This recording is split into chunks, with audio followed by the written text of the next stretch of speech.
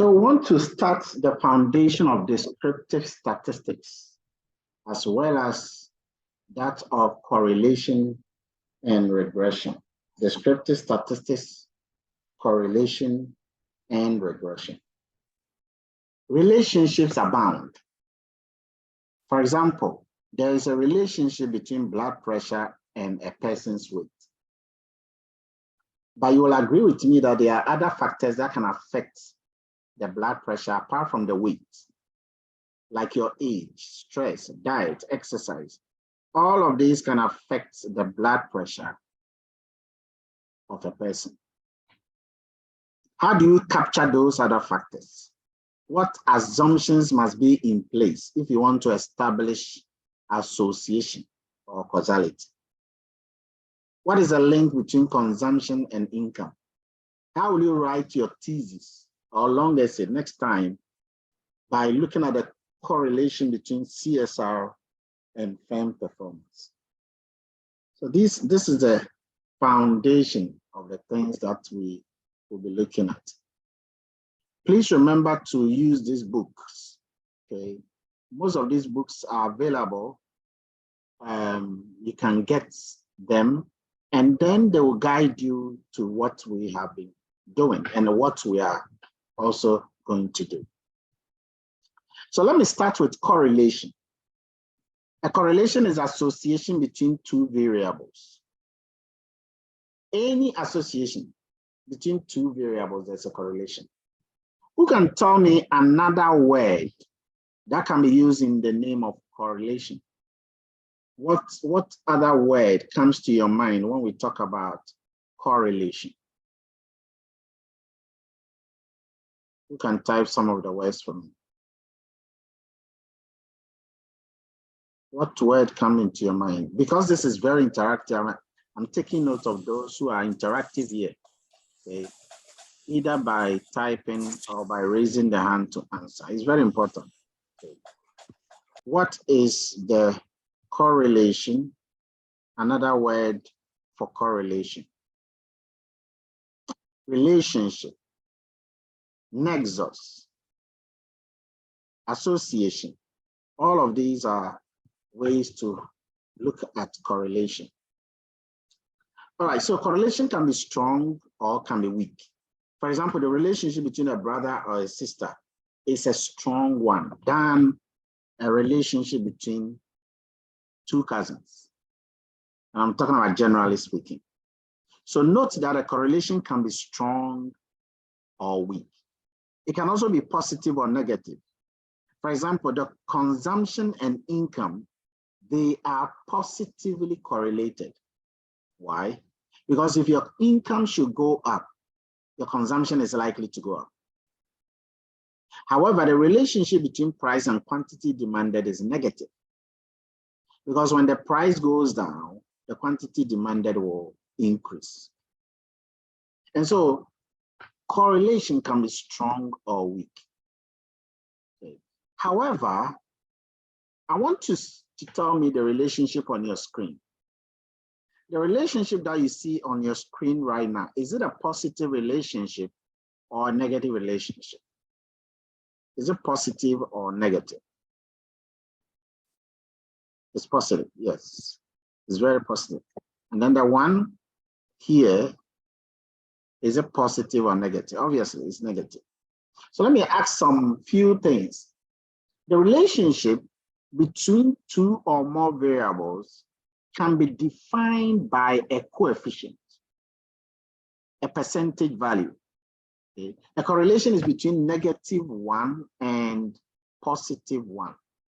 You can have a very strong negative correlation, and you can have a very strong positive correlation.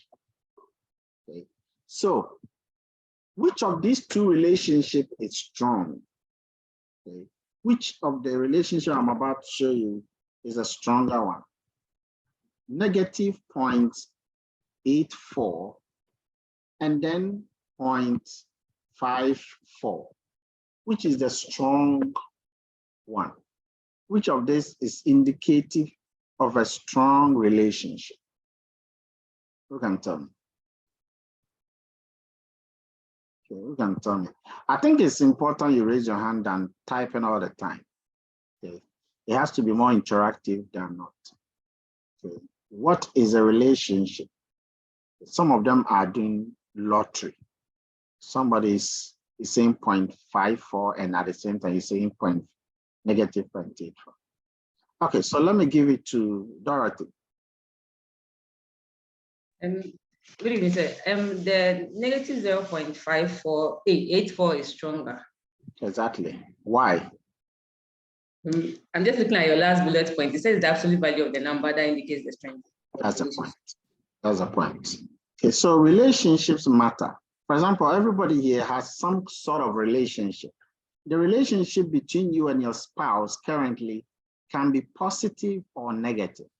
I want to believe that everybody's on is positive. We don't want to go into the negative area. And please do not see the word negative as a bad thing. Don't attach morality to negativity. Because if somebody should raise the price and I cut down my quantity demanded, depicting a negative relationship, there's nothing wrong with that. There's no moral decadence around that. So do not see negative as a bad thing and positive as a good thing, not in that framework. Okay, now look at the relationships. If you want to measure the correlation, the one I just showed you some few minutes ago, one statistic you can use is a Pearson's product moment correlation coefficient. It is in one of the tables I looked at with you the last time. Please have a look at it. What is the difference between the Pearson's product moment and the Spearman's rank correlation? One, the Pearson is parametric. The Spearman is non-parametric.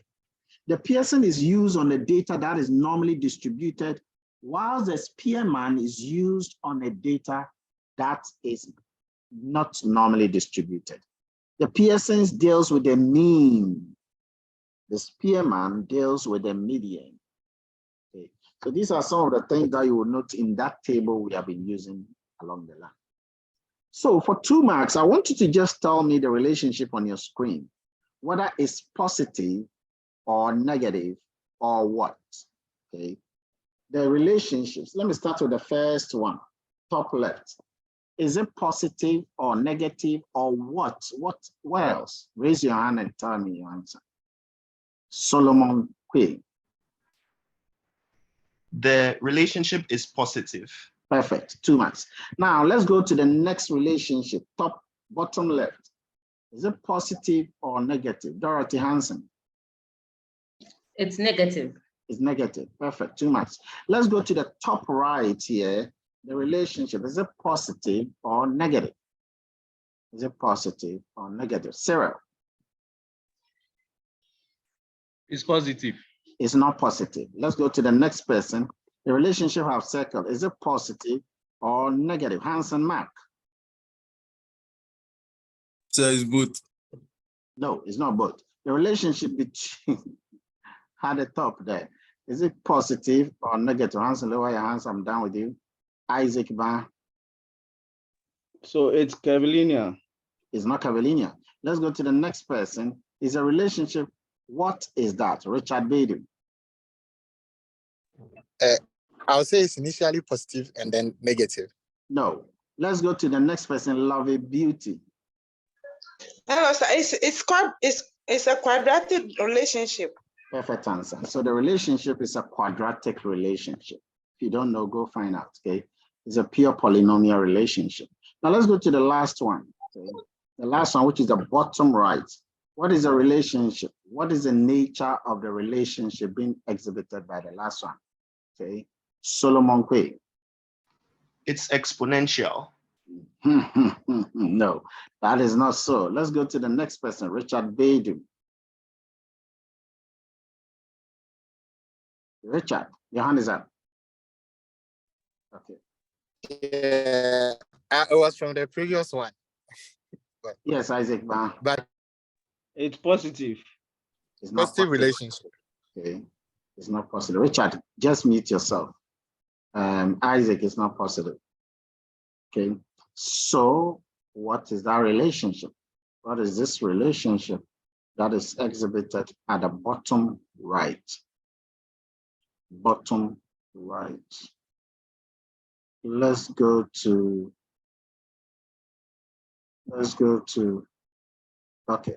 So you got a logistic, logit or probit, logistic, logit or probit, logistic, logit or probit. Get to know all of this before you see them somewhere in your examinations. All right, so get to know relationship by virtue of scatterplot. Now, okay, you're going to give me get 2 marks for able to answer these questions here. Yours is to just tell me whether the relationships here are positive or negative. So here I'm just restricting you to tell me, relatively speaking, generally speaking, whether the relationship is positive or negative. Let's start with the first one. What's the relationship between cold weather and air conditioning cost? Raise your hand and tell me. Cold weather and air conditioning cost. Abbas. It's a negative relationship. It's negative. 2. Rebecca, a selfie. Work and leisure. The last one. Work and leisure. Rebecca.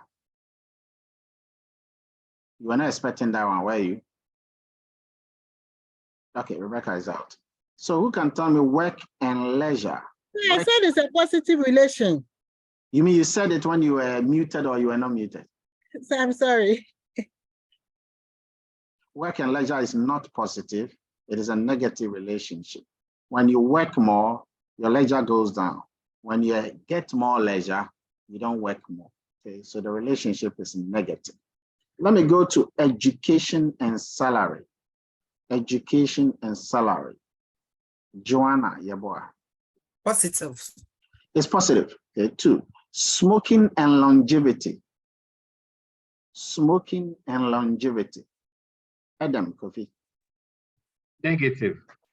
Negative.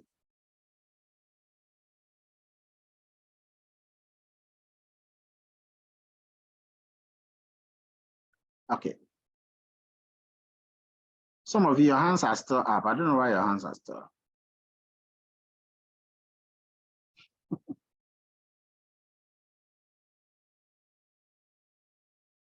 So if you smoke less, you will live longer.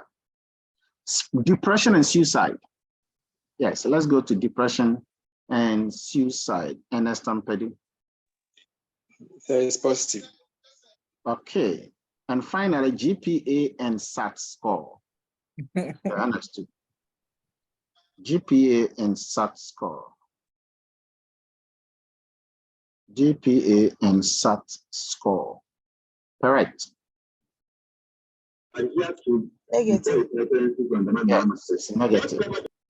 So all of these are very important. You are able to identify the relationship. These are general things. Okay, so now you're about to write a thesis. The title of your thesis, and you all do theses, dissertations, projects, or long essays. You will do that next year or next semester. It's important, critically important, that you identify your topic that you want to do. Write your introduction, which is your chapter 1. Write your literature review, which is your chapter 2.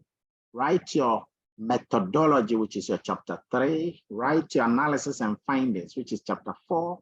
And write your discussions, conclusions, recommendations, and direction for further research, which is chapter 5. Now, let's take a scenario here. And this is a title of somebody. By the way, if by now you're struggling with how to get a topic, you got to let me know, because I give a lot of topics actually. So the title of someone's thesis is The Determinants of Alcohol. Okay, the determinants of the demand in the alcoholic beverage industry in Ghana, the impact of location, occupation, and religion. Location, when you go to R, we have shortened it to LOC. Occupation, when you go to R, we've shortened it to OCC. And religion, when you go to R, we've shortened it to REL. So the person who is writing this thesis has done some bit of literature review, and he's come out with the fact that even though there are studies that have looked at this whole subject, they have not considered the effect of location. Neither have they considered occupation. When it comes to religion, few have looked at religion all right, but they've never included Buddhism. So this person is bringing these beautiful, this is what we call the gaps or the contribution of the study. So when you are writing a thesis, you can make a theoretical contribution, a conceptual contribution, a methodological contribution, or an empirical contribution. You must make one of these contributions, at least, in your research. So start thinking about what topic you want to do, because this is a 6-credit hour write-up. This is what we call, you are writing a book. You are writing a book between 10 to 20,000 words. So it's important you start getting your topic. So from the problem statement, you will now review the literature and come out with this. There's a link on the MIT website that will help you a lot when you want to write a longer, say, a thesis or a journal paper, so you can check it. Okay, so let's look at the Brukutu data set. This is a data set most of you have familiarized yourself with. The data set is having 2 sheets. The first sheet is Brukutu for Excel. Okay, that one looks like, something like this. There are no English words. They are dummy variables. Okay. The categorical variables have all been coded. Then there's another Excel sheet, which is this one on your screen, and that is the categorical data itself. So the last variable, the last 3 variables, because they are categories, you will see the level of measurement for each one. In my first lecture video, you should check the level of measurement. I discussed them. Okay. Now, when you look at the location, and I want you to fill the data now. When you look at location, how many levels does location have? How many levels? Solomon. 2 levels. What about religion? Solomon. 3. Excellent, very good. So that is important for you to identify, understand the data that you're dealing with, understand it, fully understand it. Now, using the coded data. 3. Someone, do you have a question? Using the coded data, I told you to generate a descriptive statistics in Excel using the coded data. Let me see by hands those who were able to generate the descriptive statistics in Excel using the coded data. Let me see by hands those who were able to do that. Okay. I also indicated that you should generate the, what do you call it? You should generate the correlation matrix in Excel. Maintain your hand if you did both the descriptive statistics and the correlation matrix. Keep your hand there if you did both. And I'm going to let you show me here right now, so don't joke and raise your hand when you are not sure of what. Did you do both the descriptive statistics and the correlation matrix? Okay. You're going to show me right now, so don't just raise your hand. Both. And if you also did the regression in Excel, also keep your hand up. So 3 things I told you to do in Excel. Okay, keep your hand up if you did all 3 of them and you are ready to show me. If you did all 3 and you are ready to show me. Okay, so I'm just noticing the hands that are here. I don't need any more hands because if you did it, you know you did it. Okay, so 5 people. So these 5 people, Princess Akwele, lower your hands. You lower your hands cannot come all of a sudden. Okay, it shows clearly that you are not sure of what you are doing here. So, Dorothy, are you able to show me yours? Yes, sir. Okay, good. So I'm going to I've given you the right. Just show me what you've got. Okay. Show me what you got. The rest of you get yours ready to show me. Okay. We've got Hannah, Samuel, and Parkwasi. Just get ready to show me what you have done. Sir, I was not able to do the regression, but unfortunately, I'm trying to lower the hand, bring it down. Thank you. Don't worry. If you didn't do the regression, I've lowered your hand for you. This is Samuel, are you ready to show? And Parkwasi, are you ready? Parkwasi and Samuel, are you ready? Yes, Doc. Okay, good. You have the co-host. Show it. Okay, sure. I think Dorothy is doing it. So get ready. Okay. Okay, so I see your correlation. I see your descriptive statistics. Where is your regression?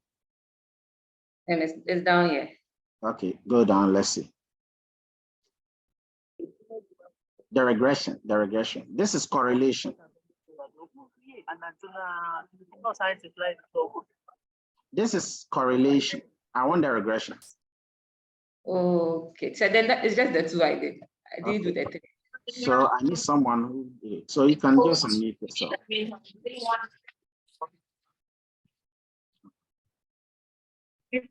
So who did Parkwasi, you can start yours. You can show us what you got. Yes, Doc. Yes. Okay, all right, okay. So at this stage, I want you to open your R Studio. I want you to open your R Studio, and you have already typed your blue commands. So open your R Studio and follow along with me. Open your R Studio and follow, because those things I told you to do in Excel, I'm going to do it in R here. I will not do it in Excel because I've already told you to do that. But what I'm going to do is I'm going to do it in R here. So open yours and follow along with me, because in the end, you'll be rewarded for doing that. Okay. So let me see by hands. Those of you who have typed the R codes, the codes I gave to you.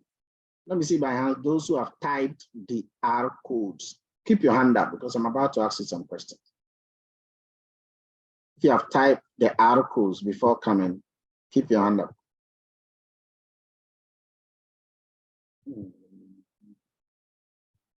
I have 16 people who have typed the R codes. This one is just to type. Okay. So there's a command in your R codes. Work along with me, those who have typed your R code, because you're the one I'm going to concentrate my attention on. Okay. I'm going to be asking you questions. Those of you who have raised your hand. So please don't raise your hand if you have not done that. So the first command is gen equal to read.delete clipboard. This command is used to transfer data from Excel to R. Okay.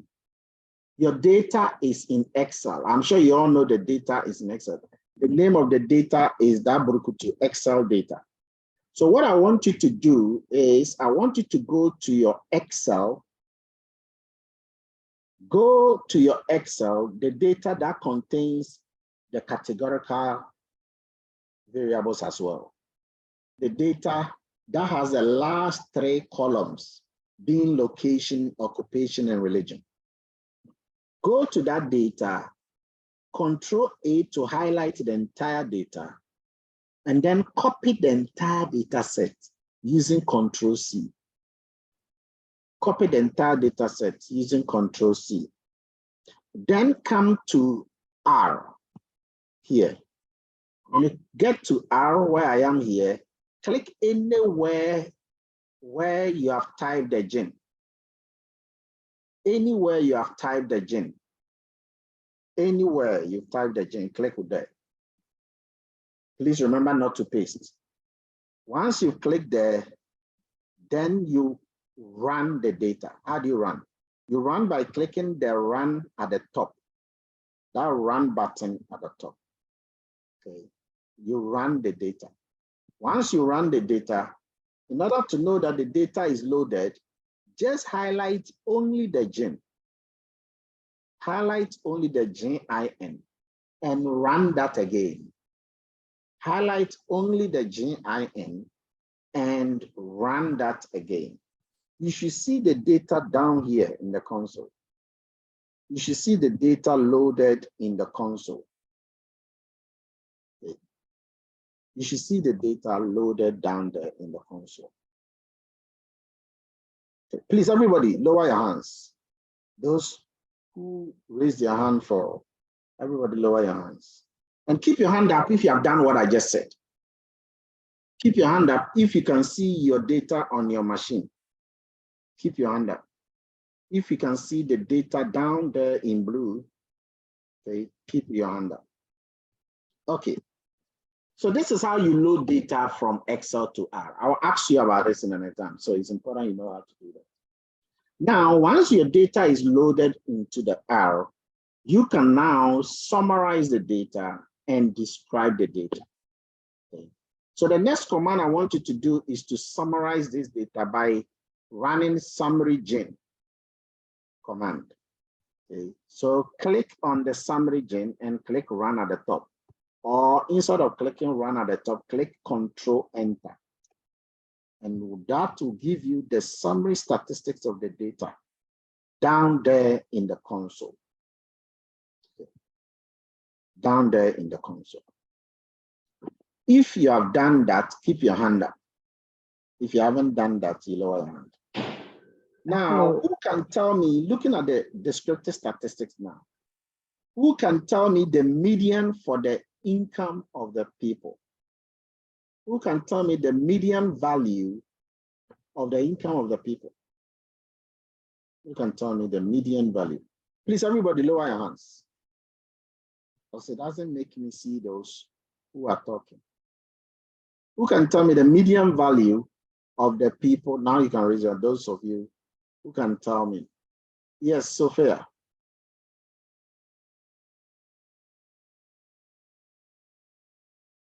Sophia. Okay, who can tell me the median value of the income, the median income of the people in the shop? One of the variables is income. Yes, Freeman. All right, Doc. So I presume the income is C, the C. So the median value is 125. That is incorrect.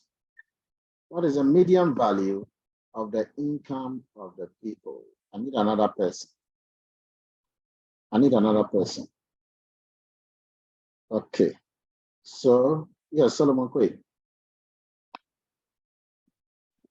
The median is 15.25. The median is not 15.25. Let me go to another person. Alina.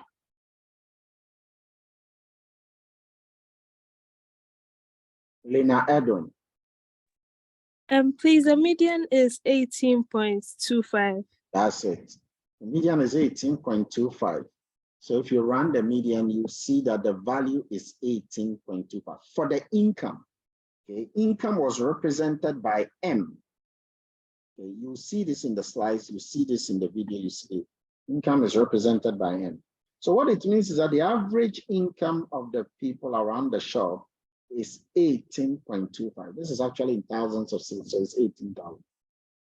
That is the median income. Who can tell me? Okay, we'll get back to more. Okay. You can generate a table, and this table we generated it the last time. After running library mass, you can generate a contingency table of all the categorical variables. We generated this, and then we spoke about it the last time. So I hope that one is fine. Okay, now let's go to another descriptive statistics. The one we used earlier is called summary gen. That is not enough. It doesn't give you much of the descriptive statistics of the variables. See, descriptive statistics, you are just trying to fill the data. You are trying to know more about the data.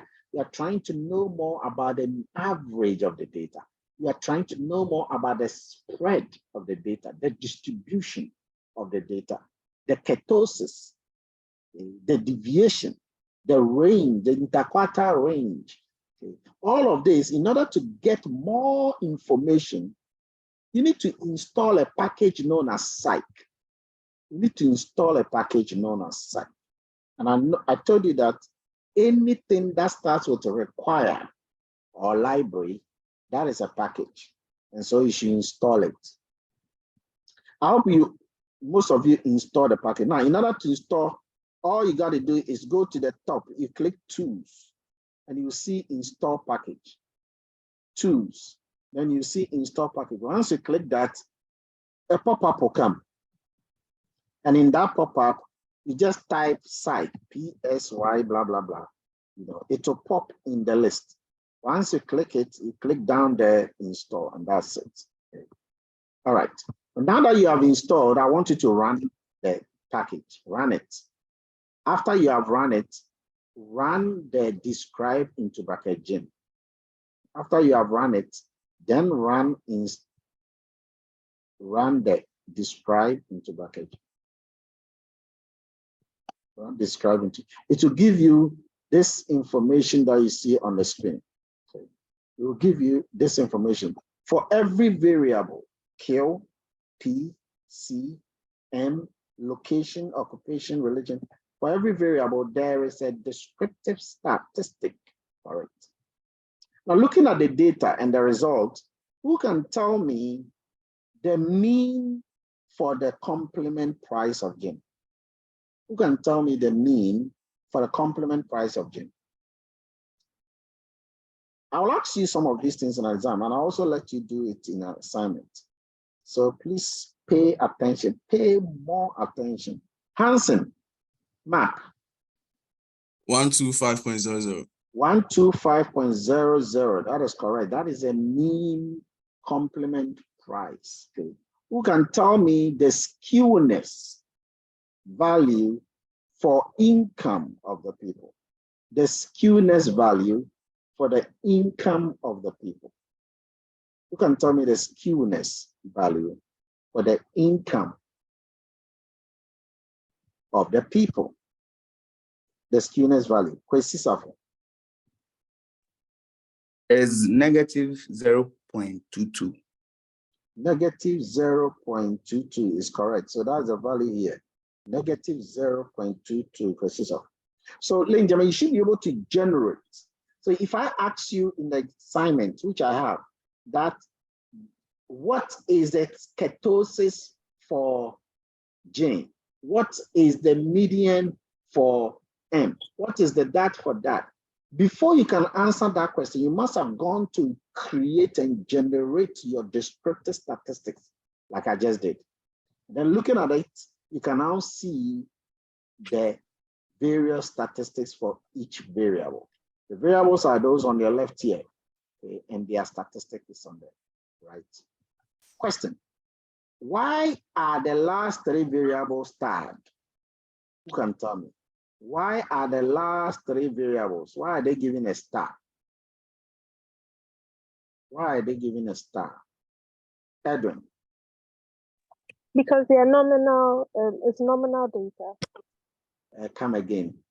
Let's be specific. It's categorically. Yeah, categorical. Normal. That is it. Okay.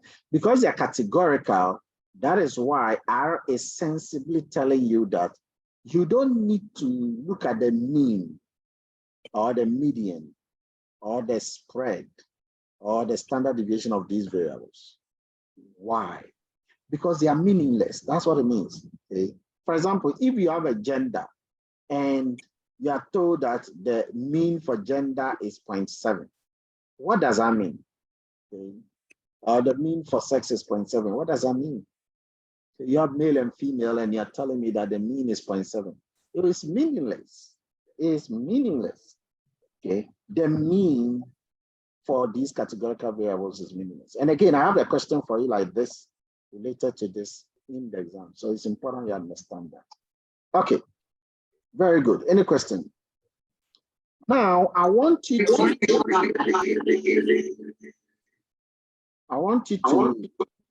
class rep. Could you be muting people who are making noises for me? Okay. I want you to attach the data. Attach the data, okay, by running attach gene. Run attach gene. Okay. Please, if you are not following most of the things that we are doing right now, if you are not following at all, that is not healthy. Okay. You want to follow. Even if you get lost at some point, you want to follow from where it is and follow along. That is especially if you have typed the commands already. Okay, so run the attach gene command. And then you can describe by categories. For example, the command that I have here, and again, you can see that in your slides, in your code. Okay. The command I have here, you can describe the quantity demanded of gene bitters by what do you call it? Across religion. You can do that. You can do the quantity demanded of gene bitters across, you can describe the descriptive statistics by groups. So you can say that, let me describe the information across the groups. So this is what you get. You can have the mean for Buddhists as against the mean for Christians, as against the mean for Muslims. So each one you can create, and the command to do that is a describe by command. We've done this before last week, so I'm not going to dwell too much on that. So let more importantly go to testing. Okay. Regarding the graphs that you are supposed to draw, go check. Last week we looked at so many graphs that you were supposed to deal with. Okay. But you can be told to check whether a particular variable is normally distributed. So I'm just going to pick one of the graphs and run it. You should run them along with me. I'm going to check whether quantity demanded of gene bitters, which is Q, whether it is normally distributed. Follow me. Whether it's normally distributed. How do you know whether a quantitative variable is normally distributed? How do you know? Well, the way you will know is one, by plotting. And the other you will know is two, by testing. Write them down, write them down. You should be writing a lot of things down, okay? So let's first look at the graph to see whether quantity demanded of gene bitters is normally distributed. There are so many of the graphs in your slides. Since you have written them, you can try the first three graphs, either one of them, okay? You can do the histogram, the plot density. I want to do the plot density, okay? So that is my kernel density plot I just did. In your assignment, I have questions for you where I will ask you that using kernel density plot, what comment can you make about this variable? What comment can you make about this variable? And in our example here, this variable is the quantity demanded. So I'm asking you the same thing here. What comment can you make about a quantity demanded using the kernel density plot? Now, first of all, the only way you can answer that is if you know how to draw the kernel density plot.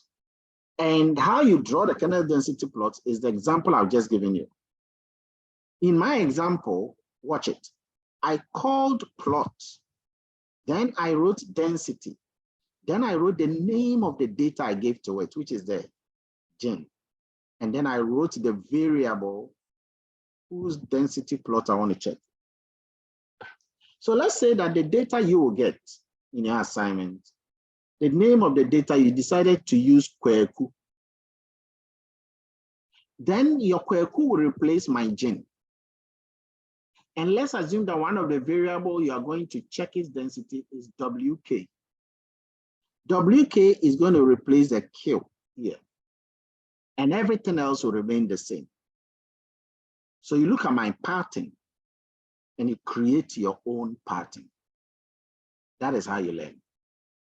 Okay. So it's important you are able to learn how to, do those. It is after you have plotted it, then you can now comment on it. So this is our kernel density plot here. There are two comments you can make on this. And these comments are usually similar to the one you will know. Please, all the graphs that I've given you, go and Google them and get a feel of information about each one of them. Okay, each of those graphs, get a feel of them. Okay, so let me just give you a bit of information here. This kernel density graph, yes, Dorothy. No, please, we can see the value. Sorry? We can't see your R screen. We can see the slides. Oh, really? Hold on a second. Ah, so all along, you're all looking at just one thing. Yeah. And nobody, that shows how you are really listening. Eh? Because the kind of things I am pointing here in my R. Okay. Do you see the R now? Yes, Doc. Okay. All right. So this is a kernel density plot. This is the kernel density plot. The kernel density plot is a smooth histogram. Take note. It is a smooth histogram. You know, histogram tries to have bends.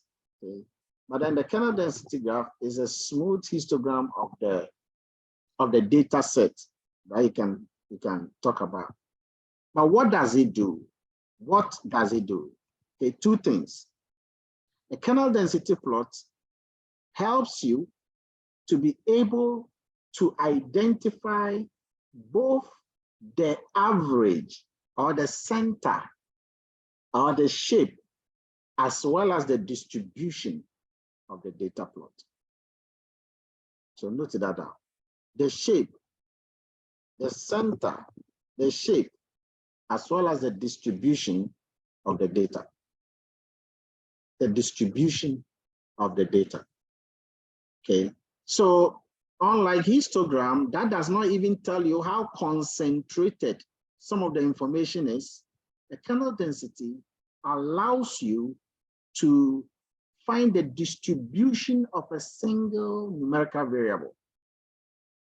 It avoids the problem of distortion that you will find in histogram, which uses bins.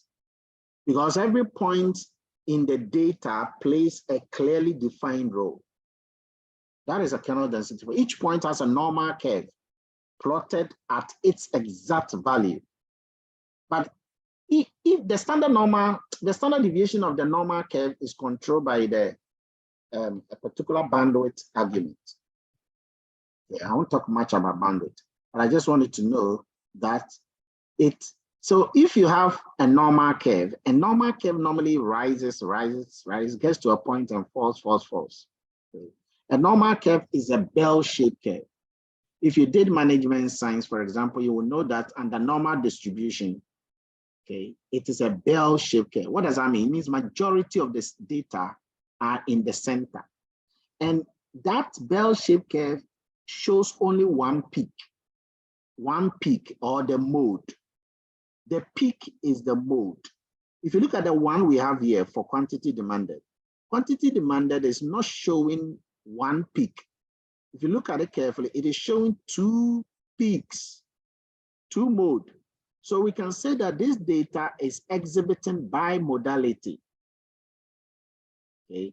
It is showing two areas where data is much concentrated on. In other words, data is much concentrated in around 150 quantity. That is where much of the density is, and also around 200 quantity. That is also another place where much of the density is. Okay. So that is why this gives you a clue of where the data is concentrated. The mean cannot tell you that.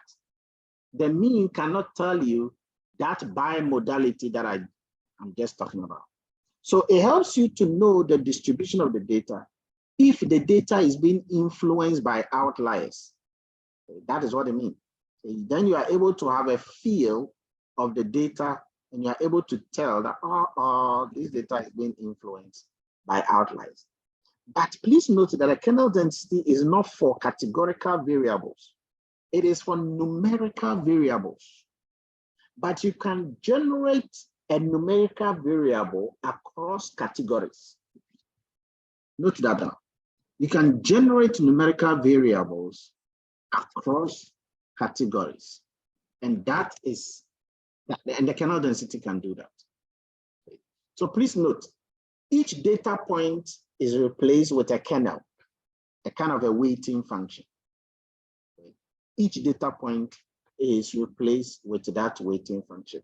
So kernel density plot. So what is this telling me about quantity demanded? It is telling me that quantity demanded is concentrated around these two values, 150 and 200. Two, it is also telling me that the quantity demanded is not normally distributed at all across this data set. That is what it, because if you look at the shape, it's not bell shaped. Okay, it's not bell shaped at all. And so that is another thing it's telling me.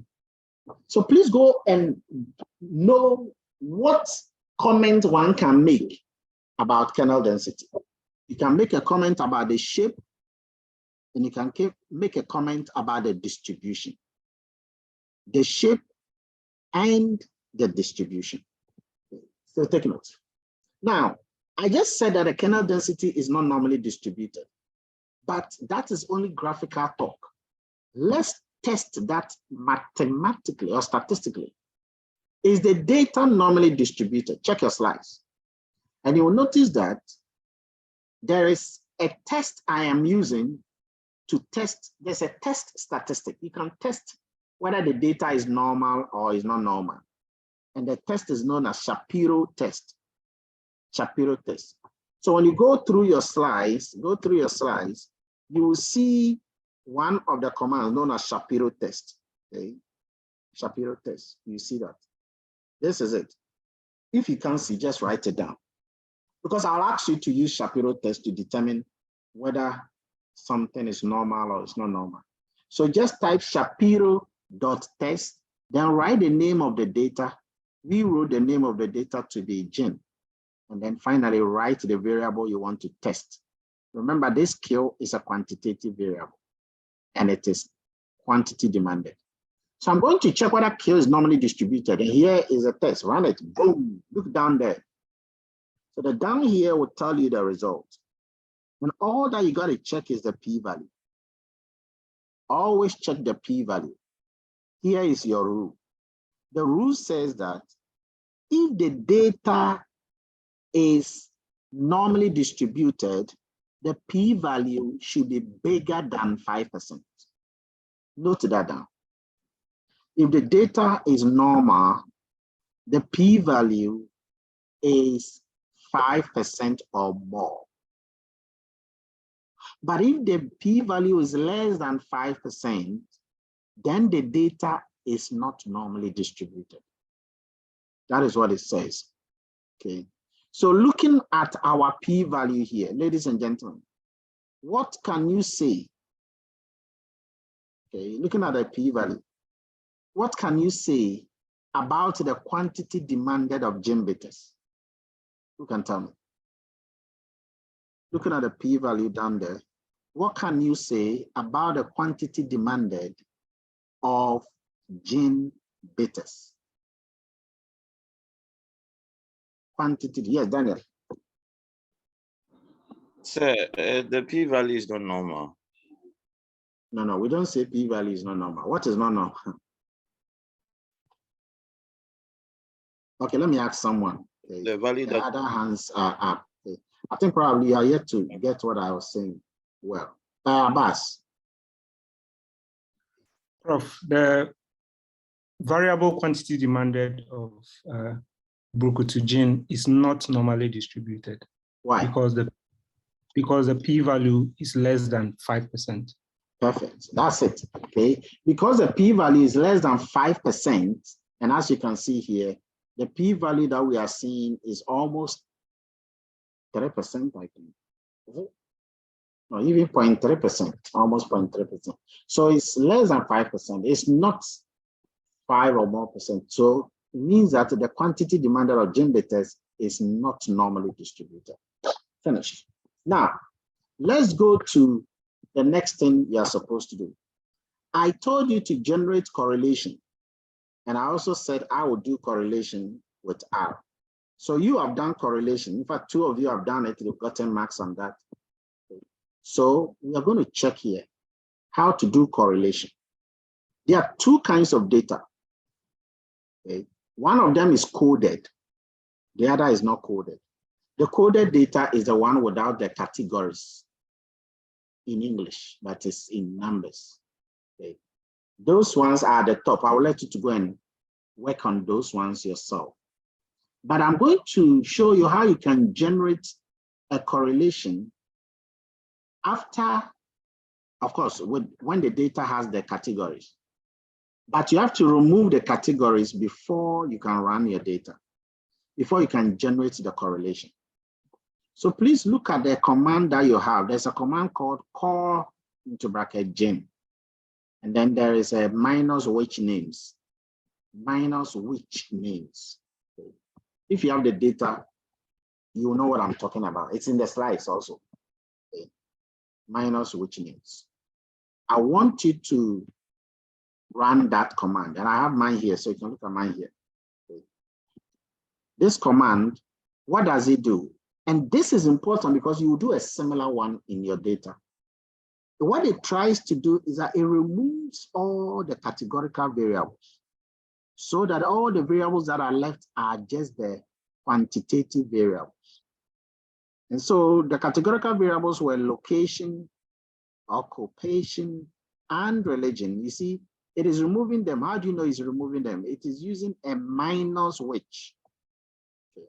And so once I run this, look down there, I'm able to get my correlation matrix nicely. And this correlation matrix does not include any of the categorical variables. Okay. Another thing you can do is that you can also run a scatter plot matrix. What is the difference between a scatter plot matrix and a correlation matrix? You should know it. The scatter plot matrix is a graph, okay, showing the relationship between the variables. So this is a scatter plot matrix. Okay. That one starts with pairs into bracket, blah, blah, blah, blah.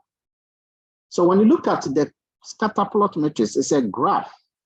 Just look at the graph carefully. Ladies and gentlemen, look at the graph carefully. If you want to find out anything between Q and P, start with Q, move along the Q path, move vertically downwards along the Q path, and move the P horizontally leftwards. And where they will meet, that is the correlation picture. So if you look at just the picture here, what would you say is a relationship between the quantity demanded and price? Just looking at the picture. Because these are some of the things I will ask you, by the way. Solomon. Negative. Negative, exactly. And note that that negative relationship is showing in both areas, 2 areas there. Now let's go to income. Looking at quantity demanded and income. Quantity demanded is on top left corner. Income is on the bottom right corner. So they will meet on the, corner right diagonals here. What is a relationship? What is a relationship seemingly showing? Hansen. Positive. Positive, exactly. What about the relationship between quantity and complement price? Quantity and complement price. Okay. What is a relationship? What is it trying to show? Complement price is C. What is a relationship trying to show? Kofi Ajin. Positive. Positive, that's it. Okay. So guys, if I tell you that what is the relationship between quantity demanded and blah, blah, blah, blah, and I mentioned some variables, the only way you can answer that question is to go and generate that scatter plot matrix, like what I've done. And I think even in yours, I will tell you to use a particular color. Okay. You can see that here I use red color. If you go to my command, this is the command. Okay. you see that at some point I say COL, color is red. But so if I tell you that make the color yellow, you will have to go and change my red to yellow. That is what it means. All right. Now, you can also do the correlation in 2 decimal points, okay, by starting with a round. Like you see the results down here. Round will give the correlation in 2 decimal points in there. All right. The next important thing that you want to know, and again, this is in your slides, is to load the package known as H miscellaneous. H miscellaneous, that's the one I've highlighted here. H miscellaneous, load that package. That package can help you generate correlation with p-values. What do you mean by correlation with p-values? Correlation with p-values simply means that correlations that are significant or insignificant. So I want to generate a correlation matrix. Watch me. And this command, rcall, I can use this command rcall and all the information here to generate correlation with p-values. Watch it carefully. You see that I'm generating the correlation with the p-value, but I'm removing the categorical variable, the location, the occupation, the religion. I'm removing them. So how do you generate correlation with p-values? Well, just run this rcall. If you don't remove the categorical variables, it will not work. So it's important you remove that. So I just did this. And the rcall is showing down the result. Okay. The result is indicating all the answers you earlier gave with a graph. The numbers are reflecting that. So for example, the relationship between price and quantity demanded is truly negative 0.87. The question is that significant? Is that statistically significant? Is that significantly negative? Is that truly negative? Okay. In order to do that, you have to come and check the p-value between quantity and price. So when you come bottom here, you see quantity there, quantity is here, and then you see price there. Okay. The two of them meet at this number here, this number. The number shows that there are 2 zeros after the first zero. Okay. Anytime you have plus something, it simply means there are 2 zeros after. Anytime you have minus something, it means that there are zeros before. So for example, if you see 7e minus 0.4, that is the exponent. It simply means that there are 4 zeros before the 7. So there are 4 zeros before the 7, which means we have 0.0007. 0.307. That's what it means. Okay. So by looking at the p-values alone, you can tell whether any corresponding variable correlation is significant or not. That's it. So let me ask you all, what is the, in fact, I'll come and ask you this later, but for now, just note that if you look at this value, 0.61, it is a correlation between quantity and income. That's it. It's positive. It's positive. Quantity and income. Remember, it was showing in the scatter plot as well. It was showing here. When you look at that value, is that significant or not? Well, you have to come and check the p-value here. This is a p-value. What is the value of this p-value? Who can tell me? What is the value of this p-value? Approximately, what is the value? This one. In management science, you did some of these things. Approximately, what value is that? Remember, the plus means that there are a certain number of zeros after, and then when it is minus, it means there are some zeros before. Okay, so the value for this is 0. It's basically 0 because it means that there's 0.00. So you will get 0.00, which means that it is less than 5%. So put this down. When the p-value is less than 5%, it means that the correlation coefficient is significant. when the p-value is less than 5%, it means that the correlation is significant. That's what it means. It's significant. All right. So I want to take you guys now to answer some few questions for me regarding correlation. Okay. I want you to go to your slide, and I have some information here that I want to showcase. I hope that my screen will not go off. Okay. So I'm showing the PDF. If it starts showing, let me know. I hope it doesn't go off. It's showing. Perfect. So who can tell me the correlation coefficient? No, please, I have a question. My hand is up. Yes, go ahead. Please, when we started initially, you said you said the correlation between two variables are determined by the coefficient. Correct. And you said the coefficient must fall between -1 and 5 and 1. Yes. -1 and +1. Yeah. And there was an answer that came, and you said the right answer was 0.84. And you said we should take the absolute values to determine the strength of the correlation. The strength of the correlation. So in this same, when you were dealing with the price and then the quantity demanded, I saw that you were taking into consideration the negative that was attached to the figure. Because I was not looking at the strength of the correlation. I was not looking at the strength. But if I was looking at the strength of the correlation, the sign doesn't matter. Okay, so in effect, at this moment, we're looking at the relationship that existed between the two variables. Correct. Thank you. Okay. Now, ladies and gentlemen, tell me, what is the correlation? All of these are showing correlation coefficient. For example, on the diagonal here, on the right diagonal, okay, there's a correlation. There's a correlation between, on the right diagonal, you have 1, 1, 1, 1, 1, 1. That shows perfect correlation. Take note. The 1, 1, 1, 1, 1, 1, 1 in the right diagonal shows perfect correlation. Okay. Now, what is the correlation coefficient between C and OTR? Who can tell me?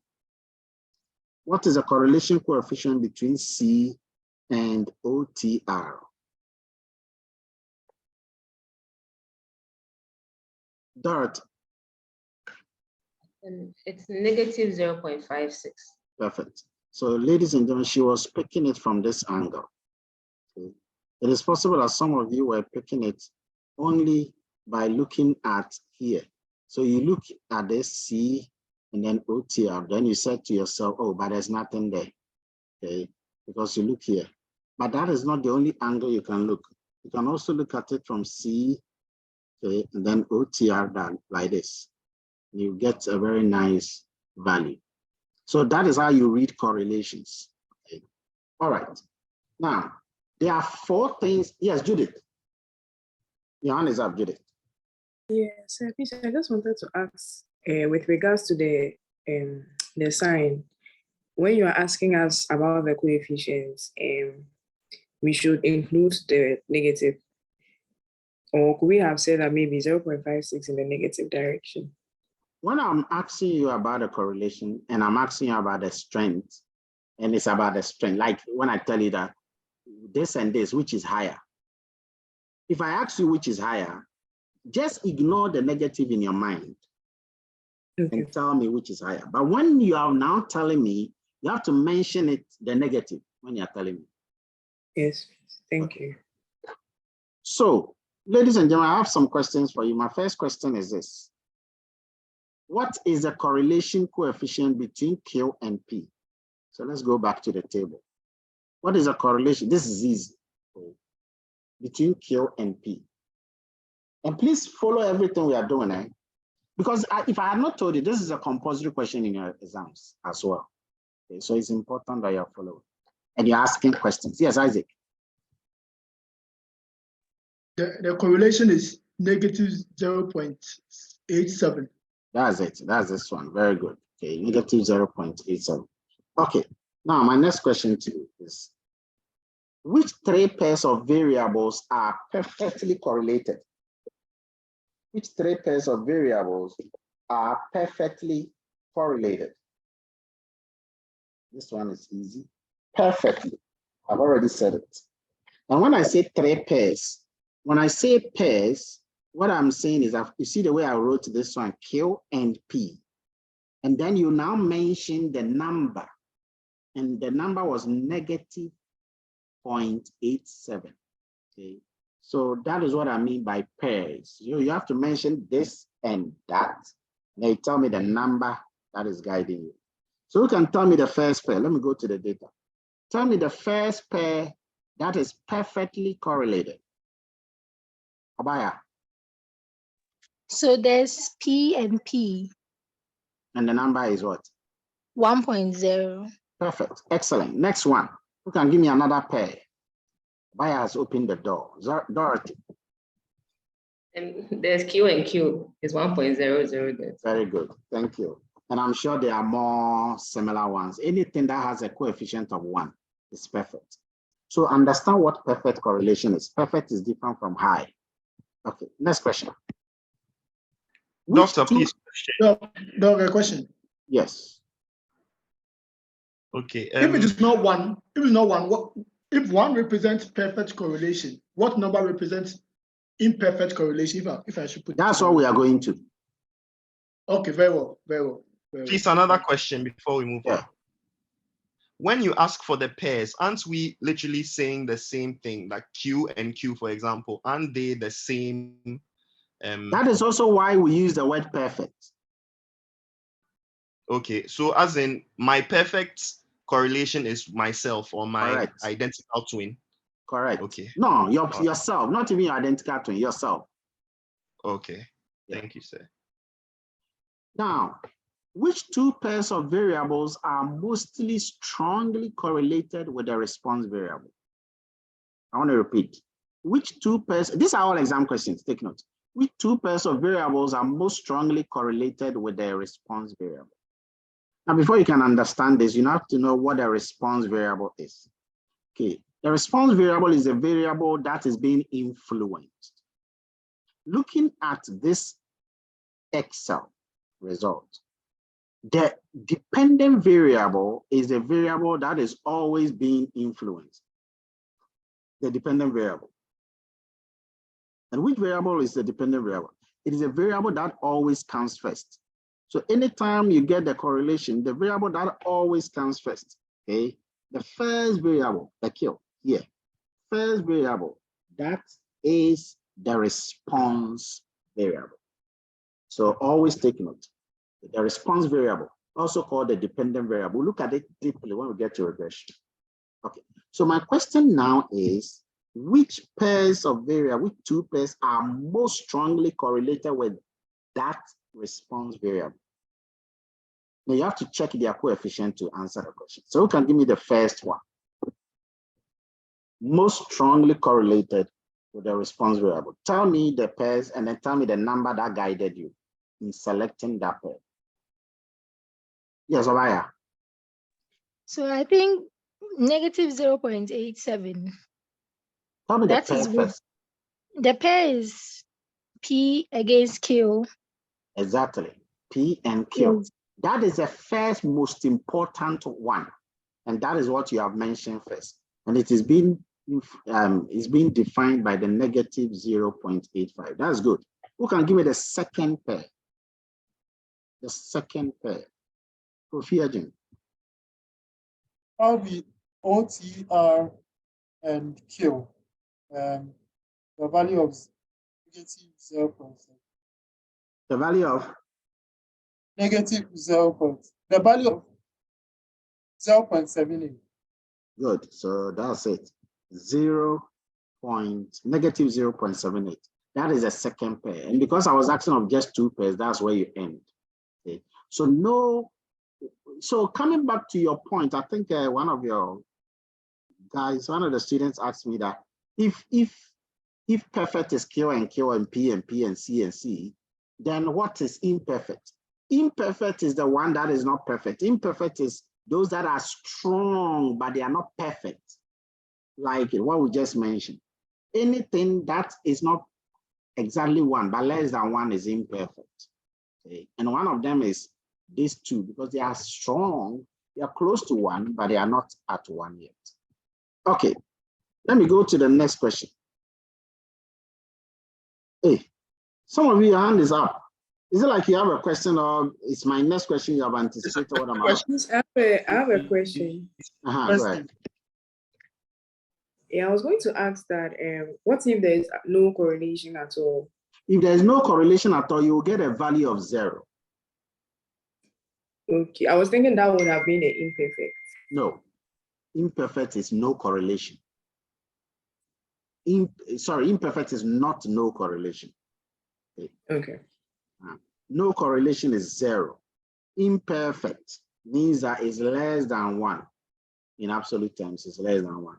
And a perfect means that it's purely 1. Solomon, you have a question? Yes, sir. What value or number would you give to a weak correlation, or above which number? Well, you can't say that something is weak correlation except when you are comparing. Okay, that's it.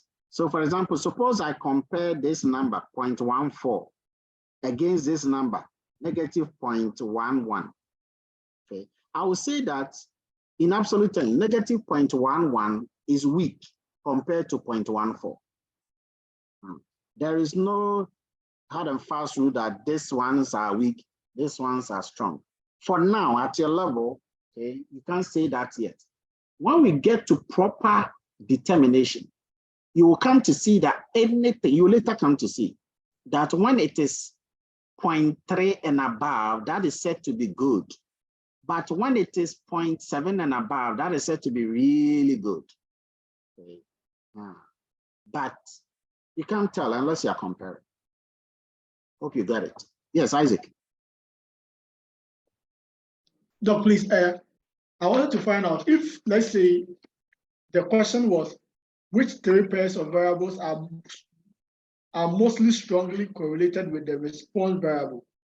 Is it that all the variables that we are going to take, because the first one that came up was the negative 0.87, and then the next one was the 0.78. Should the right-hand side, in my case, okay, the left-hand side, let's say the vertical side, correspond with the response variable? Is it that we should always compare the vertical side of the table with the response variable? Yes, and I did say that the first column here, okay, is always the response variable, the first column. You get Very it? well, thank you. Yeah. Very well, thank you. Yes, Baden, your hand is still up. So I wanted a clarification. So when you ask us the pairs of variables which are most strongly correlated, is it not to be assumed that you're asking us about the strength of the correlation, in which case the answer would be without the negative sign, if there is one? No. Okay. No. But remember, you can have strong negative and you can have strong positive. Okay. So if I have something like negative 0.87 and you have something like positive 0.72, it doesn't mean that because yours is positive, yours is stronger than me. I told you earlier, do not look at negative as a bad thing and positive as a good thing. No. If I say which one is most strongly correlated, it is the negative 0.87 because he is strong in negative things. For example, somebody doesn't like to kill. Okay, so he hates, that is negative. He hates killing, and he is strongly against killing. Is that bad or is that good or bad? That's good. You see, so the word negative doesn't make things bad. So when something is negative, it doesn't make it bad. So do not look at it from the fact that, oh, then let's ignore the negative one and go for the positive one.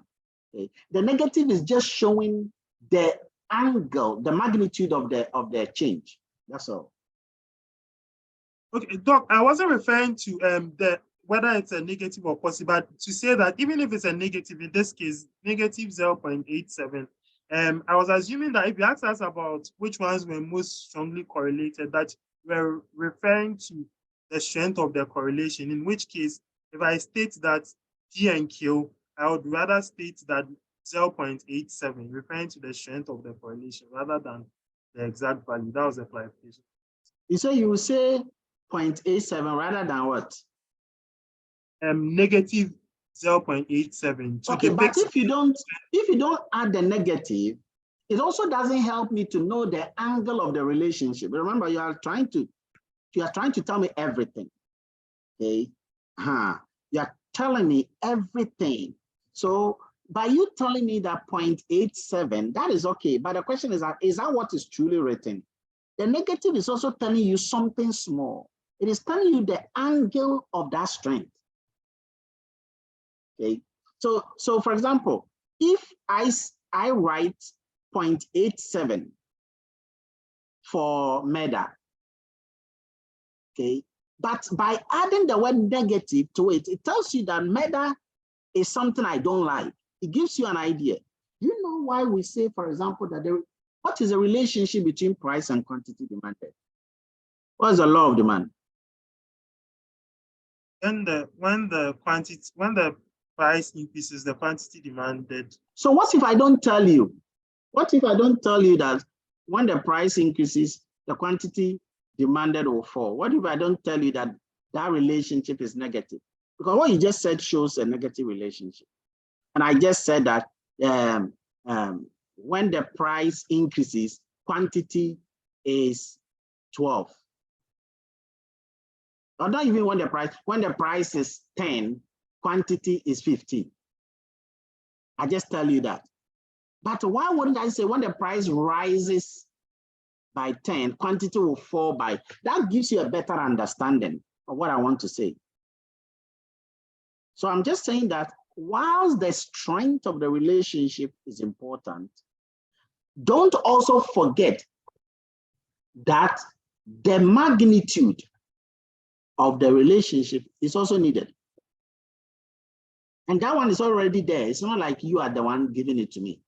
The value is telling you that it's negative, so you just write negative. You only didn't consider that negativity only when you were dealing with strength.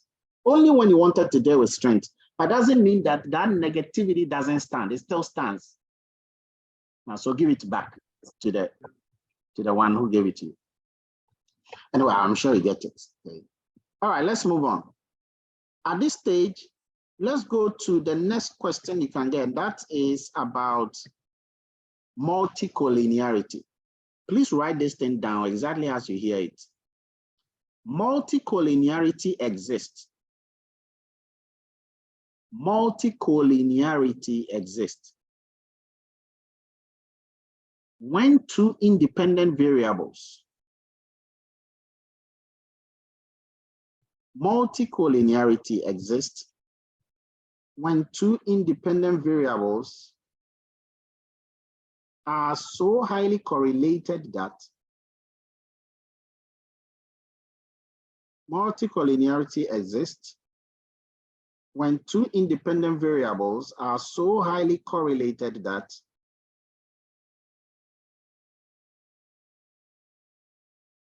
it becomes hard to separate the partial effect. It becomes hard to separate the partial effect of one from the other. It becomes hard to separate the partial effect of one from the other on the dependent variable. It becomes hard to separate the partial effect of one from the other on the dependent variable. So that is multicollinearity. So multicollinearity is about independent variables. That's the first thing you should check in the definition. Multicollinearity is not about dependent variable. It is about independent variables. And the relationship between these multicollinear variables, the relationship is high. It's so high that sometimes it even becomes difficult to separate them. It's like when husband and wife are so tight that you cannot separate them. And in regression and in correlation, what we are about to do is that the only way you can tell that these two variables are multicollinear, highly multicollinear, is when you look at their coefficients. So, who can tell me the first pair of multicollinear variables? Can tell me the first pair of multicollinear variables. You can tell me the first. You see what happens when people are home and you are teaching them and they are being disturbed at home and they are not focusing. Okay. So that sometimes is why you ask them questions they can't answer. Yes, Dorothy. It's P, OTR, and P, 0.76. Very good. So you have OTR, okay, and P. Okay, let me put it, OTR and P, which is this one here. And that is 0.76. That is the first pair, and that is a perfect answer. Who can give me the second pair? And you have to mention them in order of descending. What is the second pair? Samuel Boateng. So please is C and P 0.74. Very good. C and P 0.75. So long as you guys are not picking it anyway. Then the last one. The last one, Mark Hansen. So C and M. You know your colleagues are mentioning the number. You mention it without mentioning the number. Yeah, Nick, C and M, that's 0.71. That is not correct. Who can give us a better answer for the third pair? Isaac. Is 0.73. That is RM and M. Good. Okay. So RM and M, negative 0.73. These are the top multicollinear pairs. And it's always important to mention it in ascending order, if in descending order, if it is most multicollinear. Okay, so who can tell me 3 least multicollinear pairs? 3 least multicollinear pairs. Who can tell us? 3 least multicollinear pairs. 3 least. Abraham. Sir, please, I have a question about the collinear pairs. About what? The collinear pairs. Multicollinear pairs. Sorry, yes. Okay. So I was wondering why the answer we gave for the question just before this one,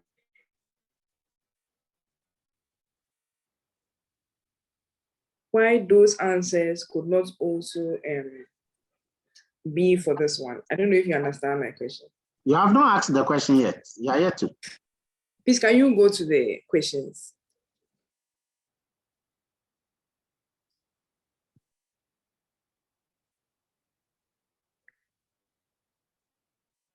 This is a question. No, not this one. The one before, the one you answered before this question. Then which 2 pairs of variables are mostly strongly correlated with the response variable? So I wanted to know why these 2 answers could not also be the same for the question, the multicollinear pairs. Okay, so the one that you just asked, which 2 pairs, it was specific that the response variable. The response variable only are those on this column. Okay, you see the response variable is a Q. We said it the last time. We said that this is the column here. So if the response variable is here, it cannot be part of the multicollinear, because if you check the definition of multicollinear, it said that when two independent variables. Independent variables is not a response variable. A response variable is the one I've just highlighted vertically here. Okay. Every other thing here is independent. So when we talk about multicollinear, multicollinear is just looking at anything from here going, anything from here. Okay. It does not include the Q column, but it's rather anything aside the Q column. Okay, thank you very much. But the Q column deals with correlated. But the multicollinear, the correlated is not the same as multi-correlated. Multicollinear is different from collinear. Multicollinear deals with the independent variables. Collinear can deal with any variable. All right. Yes, thank you. So, yes, I was looking for those variables that are least correlated. Least multicollinear. Okay. 3 pairs of least multicollinear. Abraham, you're giving me one.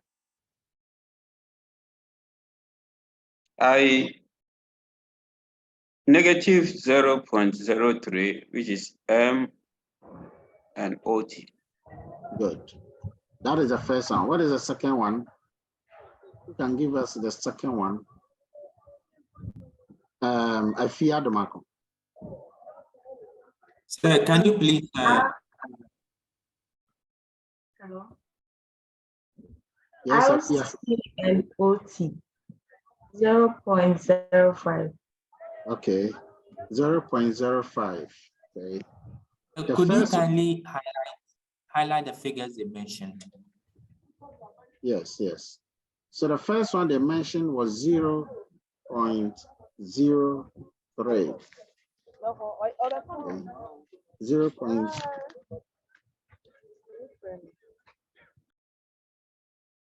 0.03. Where is that one? Okay, that's this. And then the 0.05. And now I'm looking for the last one. You can give me as the last one. And you can see that the values are climbing. Okay, somewhat. Say 0.11. 0.11 cannot be correct because it's not a multicollinear. You see, it's at the column of the Q. And we said that anything on the Q column cannot be packed. So which one is the next one? Safako. This is 0.14, which is LU and C. That's it. That's it. Guys, if you are here and you are not getting it, write them down. Okay. Because that's the way it can help you. Okay. So these are the least multicollinear pair in that order. Now let me go to the last question. Which variables are least correlated? I didn't say least multicollinear. Which 3 pairs of variables are least correlated? 3 pairs of variables that are least correlated. Not least multi-correlated, but least correlated. You can give me the first one. Mark. Sir, negative 0.11, that's Q and OT. That's wrong. Okay, I'll say the first one. It's the first one. You can give me the first pair. Isaac. It's 0.05. No, that's not correct. The first one. Samuel. So it's 0.03. It's at the negative. Negative 0.03. That's OT and M. So that's the first one. Negative 0.03. That's the first one. Okay, we are talking about correlated, least correlated. It doesn't matter where it belongs to. The second one. Abronaman, the second one. The second one, 0.05. Yes, the second one is this 0.05. Very good. The last one. Negative 0.11. That's it, negative 0.11. Okay. This is 10 marks you're going to get in an exam. So it's important that you are following and you're understanding what we are doing. Okay, very good. Well done. Now let's move on to the next area of thinking. Now, research is a very important thing. Research can be correlated and all of that. So we are going to look at econometrics, or now that we finished. Do you have a question? Yeah. Yeah, Judith, go ahead. So the least multicollinear is the same as the least correlated. No, it's not the same. You saw that the answers were different. The last answer was different. The least multicollinear, that one only focused only on the independent variables. Yes. But this one can take any variable, even including the dependent variable. Yes, thank you. Now, the word economics, econometrics, regression, statistics, they all kind of move together a little bit. And from correlation, you can jump to the world of regression. There's a bit of a difference between correlation and regression. So I want you to please pay attention and know the difference. This is a very important question I always have. Correlation is to association. Regression is to causality. Correlation is to association. Regression is to causality. Note that. So let me just give you a bit of a story. Suppose anytime I go and beat the gong in the morning at 6 a.m. on every Monday morning, I beat the gong. 1 hour later, it rains. The next Monday morning, I beat the gong. 1 hour later, it rains. The next Monday, I beat the gong. 1 hour later, it rains. The next Monday, I beat the gong. 1 hour later, it rains. What are you likely to conclude? What are you likely to conclude? Yeah, magician. Kofi? I'll conclude that beating the gong brings rain. Exactly, but that is wrong. It's because of the word you use, brings rain. Or beating the gong causes the rain to fall. That's a lie.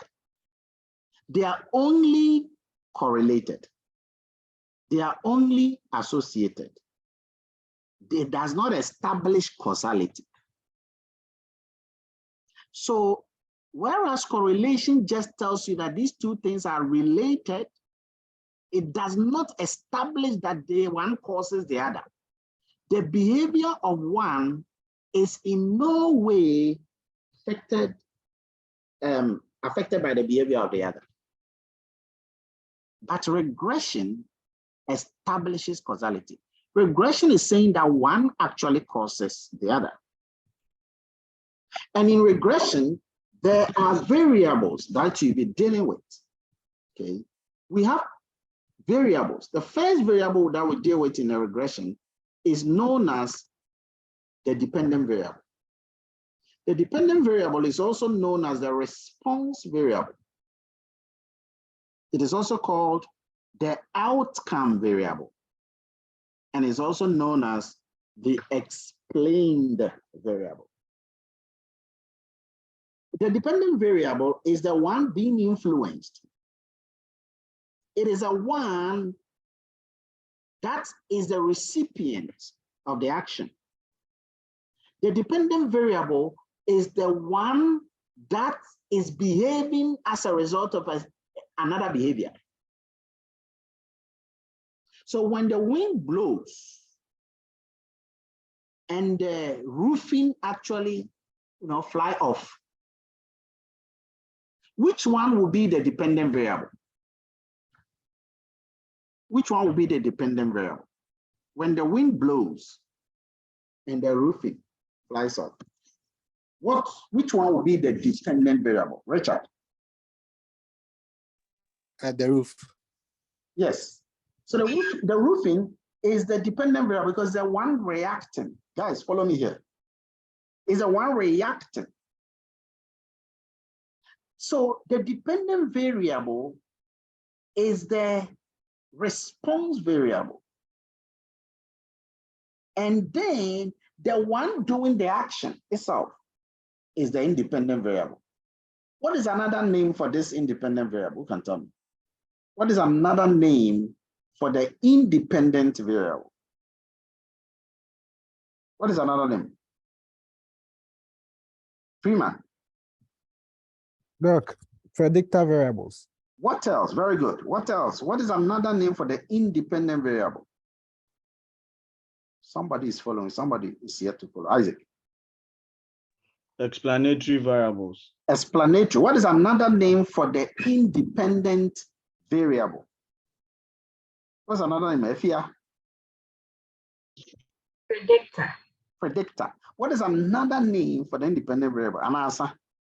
Those of you who are copying, is it finished? Richard. The causal variable. Okay. Get to know some of these names. They are very, very important to know. So guys, you got to know the difference between the dependent and the independent variable. I'm going to give you multiple examples of this so that you can get it. The essence of regression is to do two things. One, establish causality. Two, predict.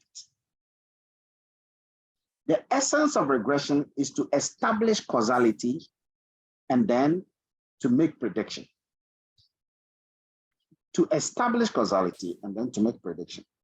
Some of the predictions can be this. Suppose you want to look at sale of products in the future.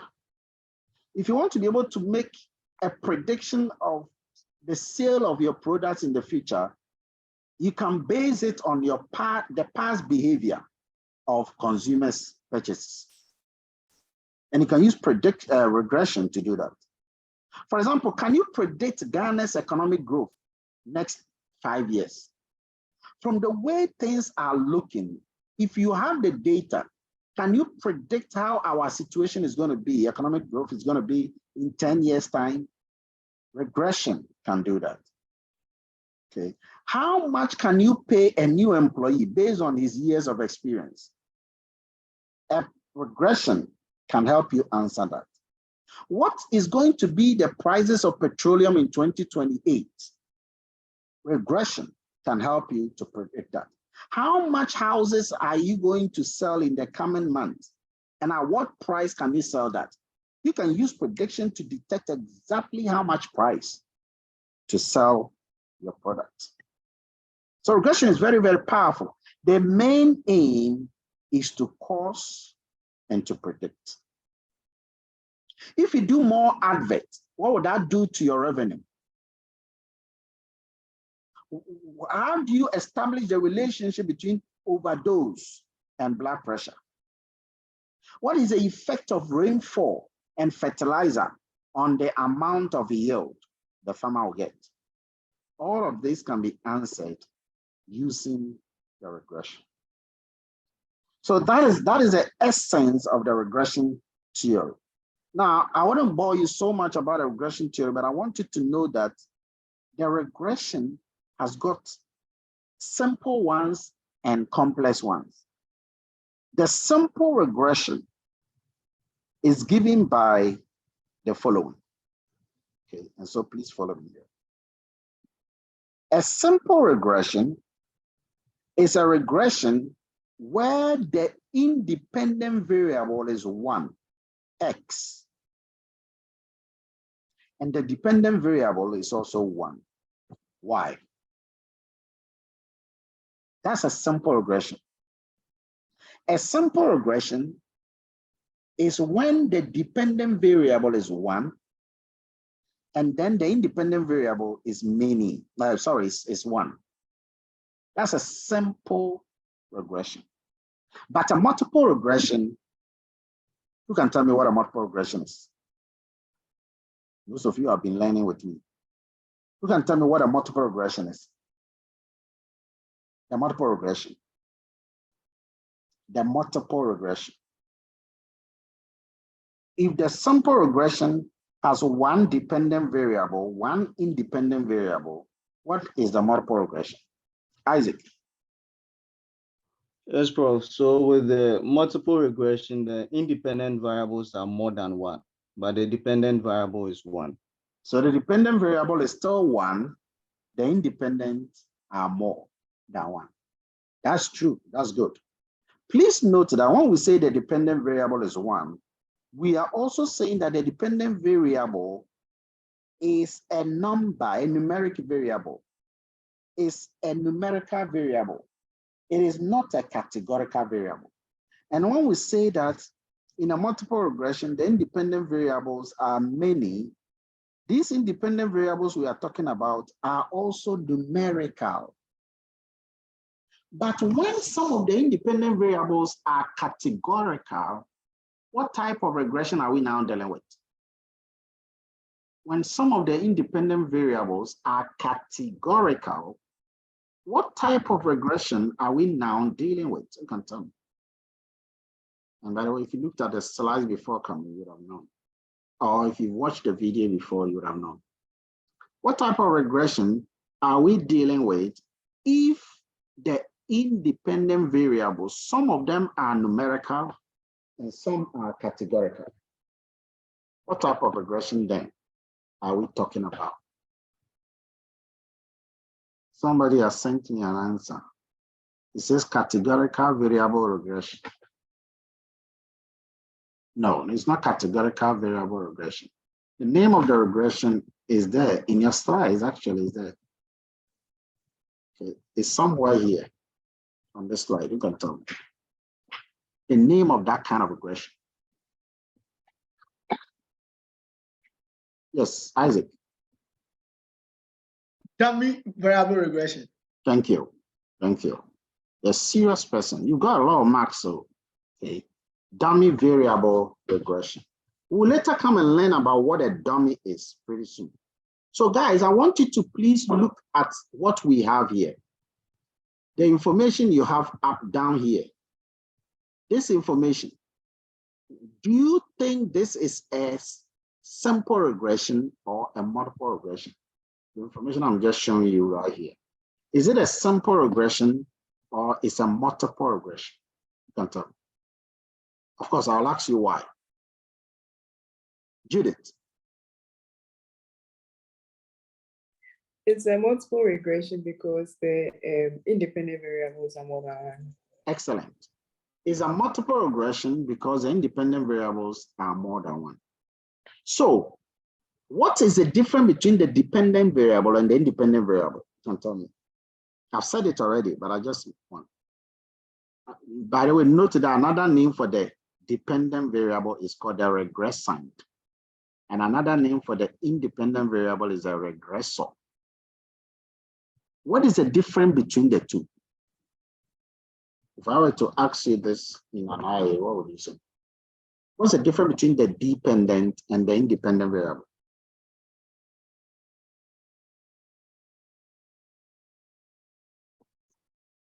Yes, Isaac.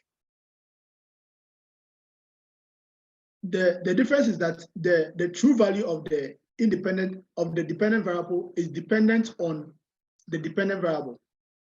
Again, Isaac, hold on, drink water. Because I could hear dependent, independent. So take your time. Come again.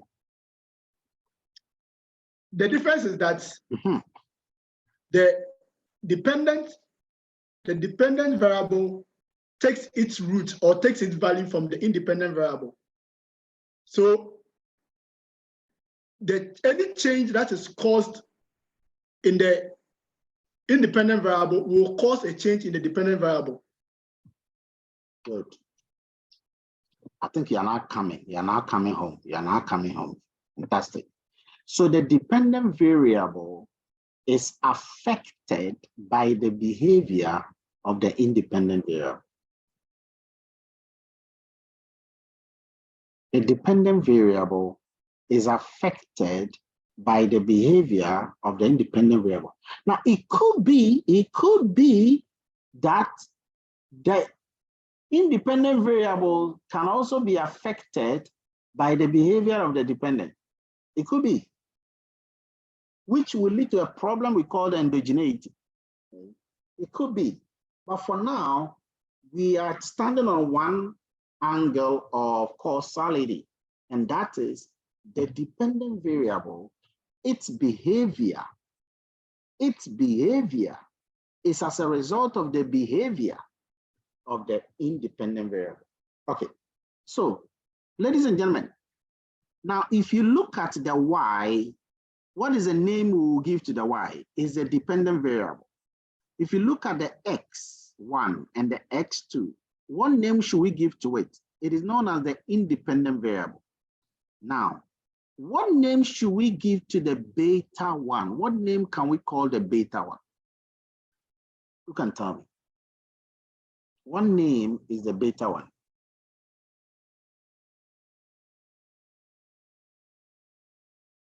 What name is that? What name is the beta one? Okay, so if you look at the independent variable, each one of them is influencing. Yes, Solomon.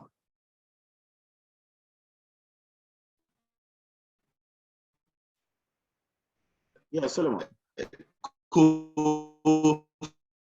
Factor. Sorry, I couldn't hear you. Okay, Isaac. So the B1 is the coefficients. Okay. So we call them the coefficient only when you have found their actual values. Guys, please note these things down because I'm asking you the same things here. The same things are the ones I'm asking you, okay? So when you have found the actual values, then you call them coefficients. But before that, they are not called coefficients. They are known as the parameters, the estimators, the parameters, the estimators. Okay. So what did they do? Well, each independent variable claims to have an influence on the dependent variable. Each independent variable claims to have an influence on the dependent variable. And so we got to know how much each one is influencing the dependent variable. We got to know how much each of the x's is impacting on the y's. We got to know that, how much each x is impacting on each y. And to do that, it is the beta parameters that will guide you. So note this down.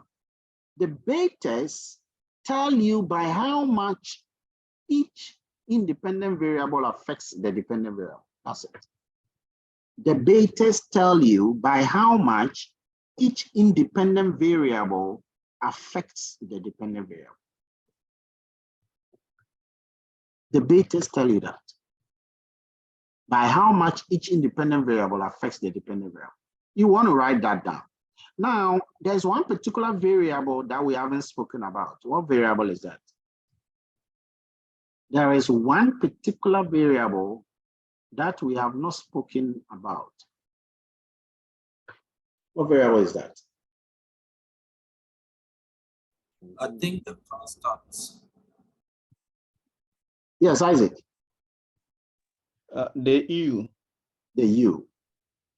What are the several names one can give to the U? What are some of the several names you can give to this U? Constant. Please keep quiet. I've not called you. That's why sometimes you are wrong, especially when you shout your answer into the air.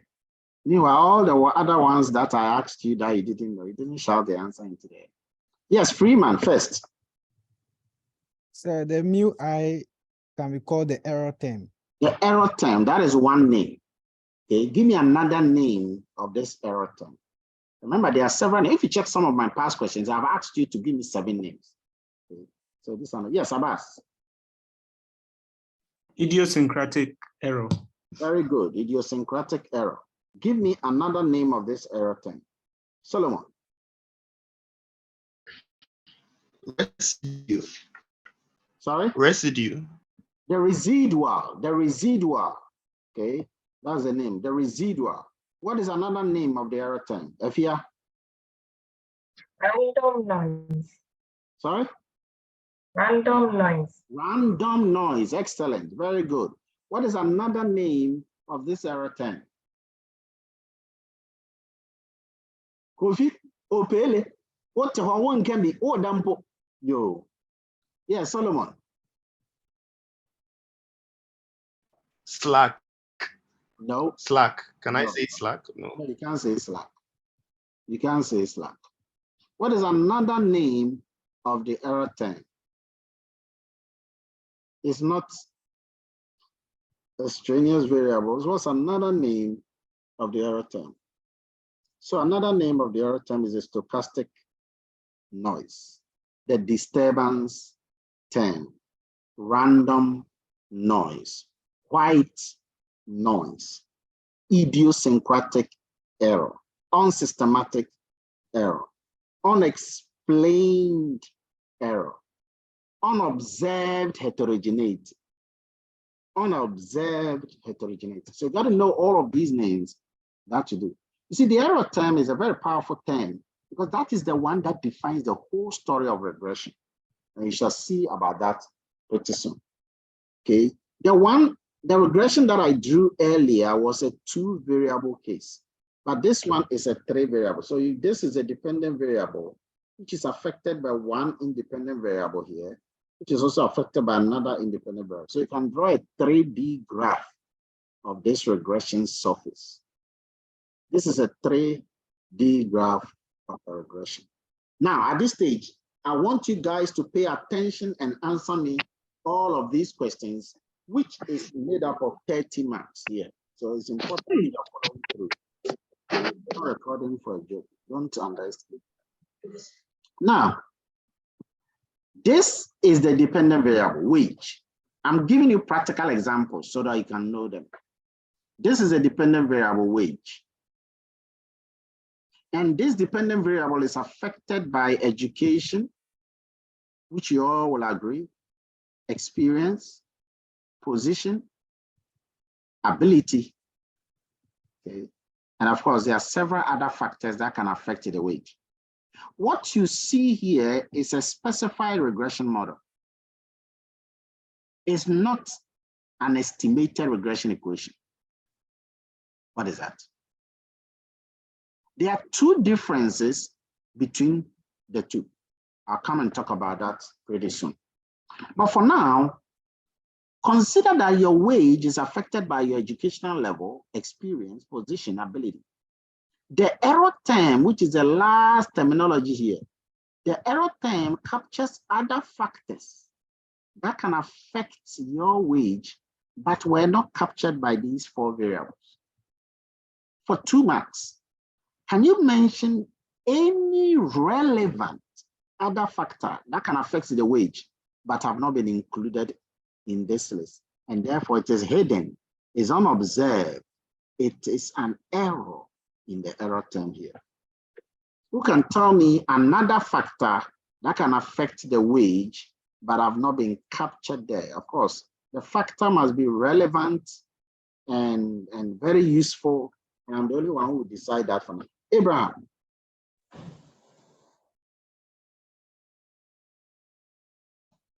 Khadija.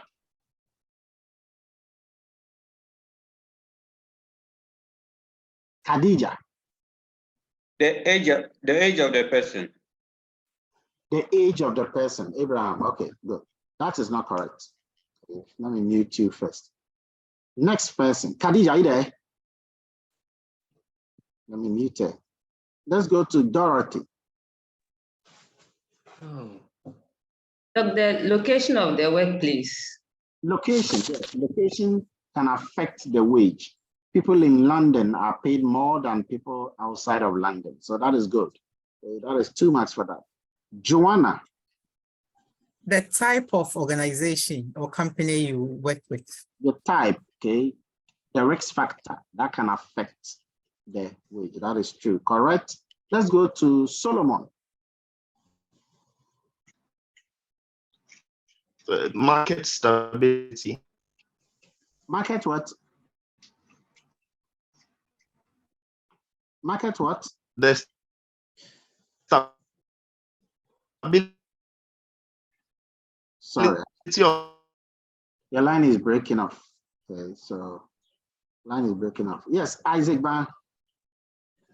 So we have the duration of work. That will go into your experience and everything. Okay. Next person, I am Isaac. Isaac Asante. Your market premium.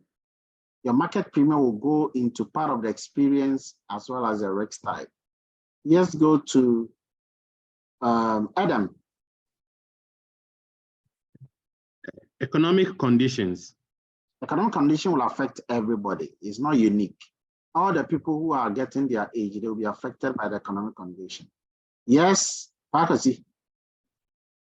Yes, Doc. So what about additional perks and allowances? No, you have to be clear here. Which one are you talking about? You know, the small monies we get on the side. Something will lead to that, and that's what you should think about. Okay? Something will lead to that, and that's what you should start thinking about. So come back again. Kwesi Safo. Sir, whom you know? No, let's take that out before we even start. Okay, this is not about favoritism color here. Okay, whatever we are saying must be generalized. Let's go to Jennifer. Government's regulations. Government regulation will affect everybody, so it's not unique and special. Okay. What is another name? If you have spoken already, you don't need to talk again. Okay. You have spoken already. Let me just Kobe. So I'm thinking health. No.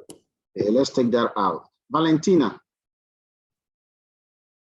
Sir, please, performance bonuses. No. But you see what you said yourself, the chairman's bonus, so it changes the whole thing.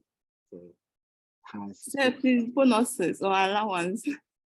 But somebody's mentioned allowances. Allowances is something that will lead to that. Pakwasi mentioned that, and I said it's something that will lead to that. Meet yourself, okay, and think and retain. Now let me go to the last person, Abronoma. Dog, I'm thinking your attitude. Okay, yo. The other attitude, yeah, the man for salary there. Okay. Attitude will not even talk about salary. If you are dismissed, you are dismissed. Okay. All right. Oh, when I know our council sweating. Okay. So that's what we're talking about bonuses. We're rather thinking about overtime. Overtime is what leads to the bonuses. Overtime. Okay. Let's go to the next one. Doc, can gender not influence age? Let's go to the next one. We are finished with this. The next one is the blood pressure of a person. The blood pressure of a person. We all know that the blood pressure of a person is affected by his age, his weight, her stress level, and then her pulse. For 2 marks, just tell me any of the other unobserved factors that can also affect blood pressure, but have not been included here. And remember, I said that I'm the only one here who will determine what is relevant.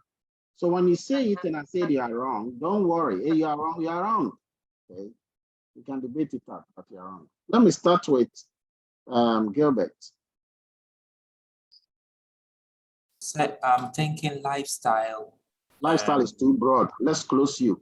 Okay. And please, I don't need double answers. I just need one straight answer, and then that's it. Once you call you don't have another chance again. So think deeply. Don't say I'm thinking. Think. Don't say I'm thinking. Think, and then you note your answer down. Okay. Let's go to the next person. Samuel.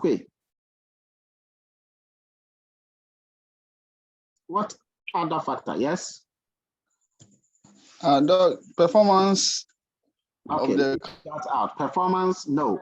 Okay, because everything goes into it. That's what led to the BP. We finished the wage. Let me go to Abaya.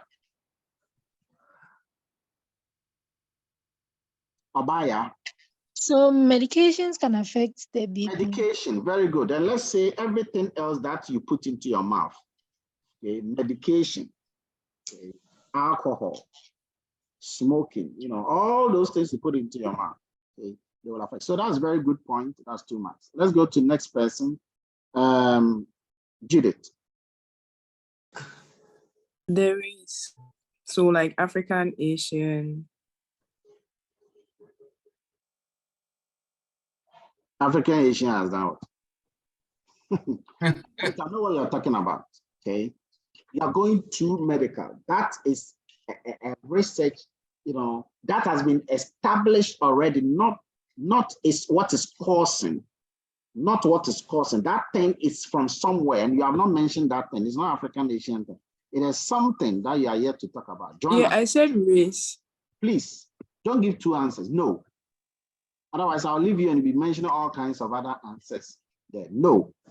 You cannot use race to determine a person's blood pressure. There are so many people who are blacks who have blood pressure, and there are so many people who are blacks who don't have blood pressure. We are looking at general factors. Yes, Jonah. Anxiety. Okay, anxiety. Let me drop you that. Okay. Next person, because now you're going to tell me broken heart. Okay, it can also cause all of these things. Kofi, dating. The environment. Okay, Kofi out. Let's go to Justice Nkumsa. Family factors. Heredity. Heredity, exactly, genetics. Okay, very good. And that is what my lady probably wanted to say, but she couldn't get a right word for it. Genetics. Genetics is what will eventually lead to the possibility of the BP. Very good, Justice. Next person. Plum. Your height. My height. Yo, thank you. Hey, Daniel, your height will cause you blood pressure. Much intake of salt. No, I even said that nobody should mention anything else that go into your body. People are not really nowadays. Comorbidities. Comorbidities, very good. Any other diseases, okay? Any of the other diseases can also lead to blood pressure. Very good point there. Okay, that is both. Dawini. Sir, the nature of occupation. Somebody has mentioned risk factor, the type of job already. So it all goes into that. Next, lower your hands. Valentina. Sir, please, living in a deprived area. That is a lifestyle you are talking about. Too difficult to even talk. How can you say that living in a deprived area will lead to blood pressure? It's not true. So many people are living in deprived areas and they don't have that issue. Let's go to Khadija.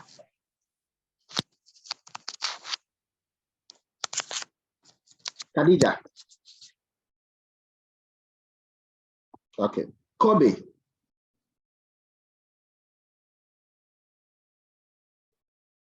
Kobe.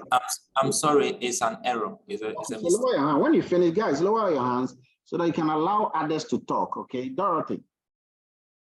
Exercising. I mean, I thought this thing would come so quickly, easy, and nobody is mentioning exercise. Oh, me, goodness me. Come on. Come on. Are you here? Goodness me. Yes, Solomon.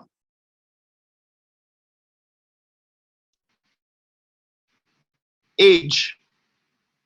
Our age is here. Oh, Papa Solomon. Age is written boldly here. You can't see age. Those people who are not here at all with us. Okay. All right, so exercise, diet, all of those things, you could have mentioned them. All right, let's go to the next one. The quantity demanded of a product is affected by the price, the income of the people. Okay, it's also affected by the advert. Understand the thing before you start thinking about the error terms. The quantity demanded is also affected by whether the product is a substitute or a complement. That's a C. And it's also affected, of course, by the price. So please, those variables I have mentioned, you don't need to mention them. And nobody should mention taste and preferences. Okay. So who can tell me another factor that can affect the quantity demanded of a product which is in the error term, but have not been captured here. Who can mention one? Beauty. Packaging. Packaging. That's out. Okay. Next person. Justice. Sir, season. Seasonality. Excellent. 2 marks. Okay. Jennifer. Please, the location. Location. Very good. 2 marks. Emanuela. Availability. Availability has been mentioned. Valentina. Sir, please, competition on the market. Competition on the market is all part of the pricing. Okay. Isaac. Market size. Market size is part of the whole competition. Safako.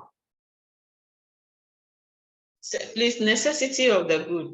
It's all part of the complement and substitute that I spoke about. I fear. Income. Income is already here. Can you imagine what I'm containing now? Dawini. Information. Information, Ampa.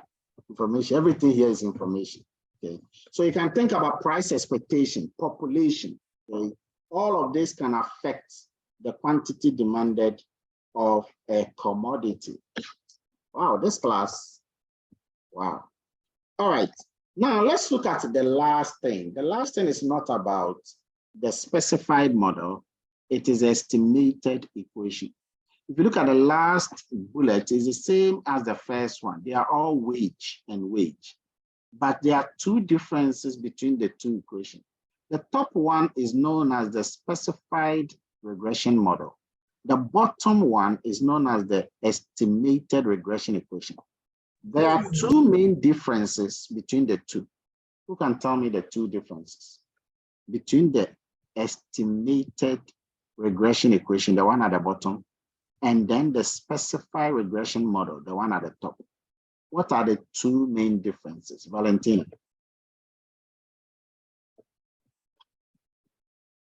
Judith. The unexplained error is out of that one. Which one? We are talking about different model. You have to be specific here. Sorry, so for the regression model, the UI, which represents the idiosyncratic error, is present. But then for the regression equation, the idiosyncratic error is no longer there. Super. What's the second one? The second one is that the betas have all been replaced with numerical values. Very good. The way you said it is like you have watched the video. Is that it? Very good, very good. That's a very good answer. Love that. Okay. So guys, you got to know the difference between the specified model and the estimated equation. That's what she just poured out well. Okay.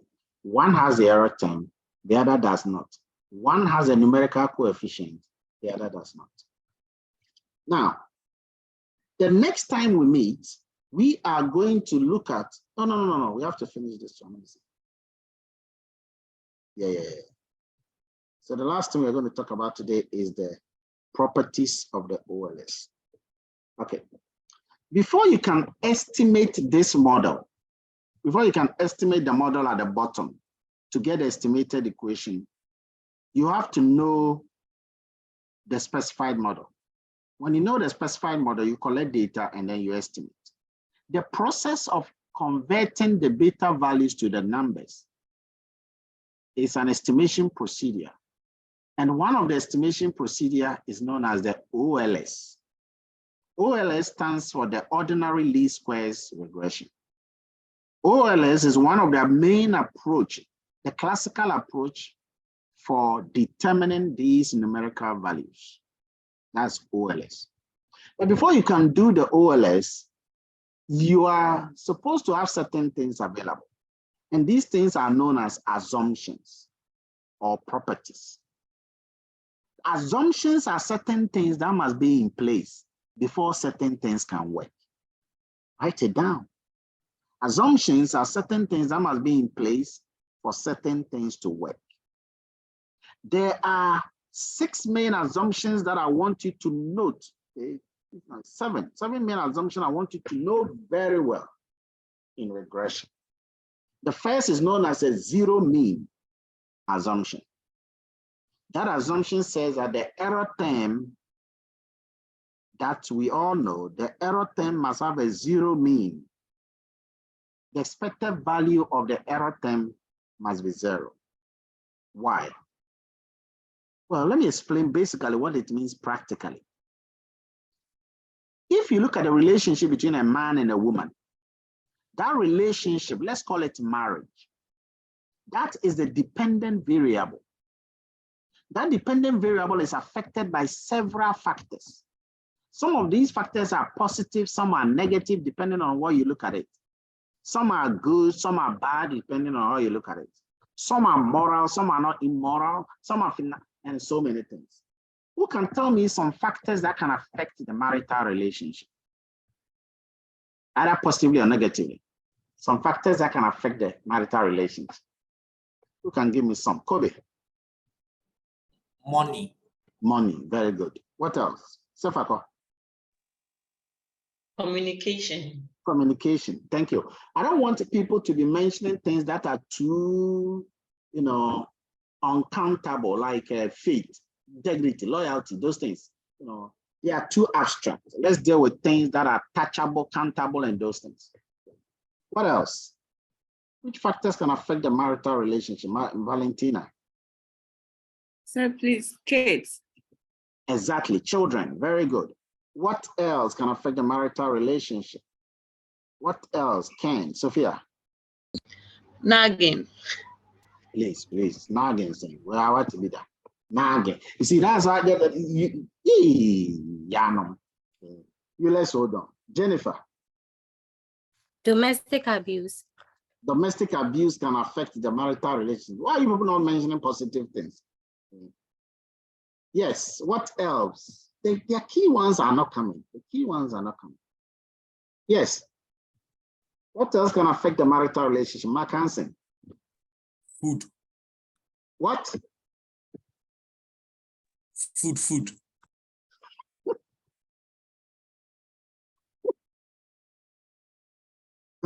Hansen, I like the way you repeated it twice, and then after repeating, you now emphasize food.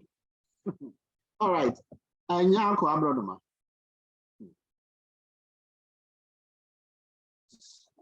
Yes. Nyako. Yeah, Manuel. Sexual expectation. Good. Sex. Okay. Side chicks. Children. Okay. All of these can affect money. In-laws. All of these can affect the marital relationship. Now, what would you like to do to all of these factors? Look at them. In order to see the marital relationship clearly, what would you want to do to all of these factors? Increase them or decrease them? Increase them or decrease them? Nyako. I think it depends.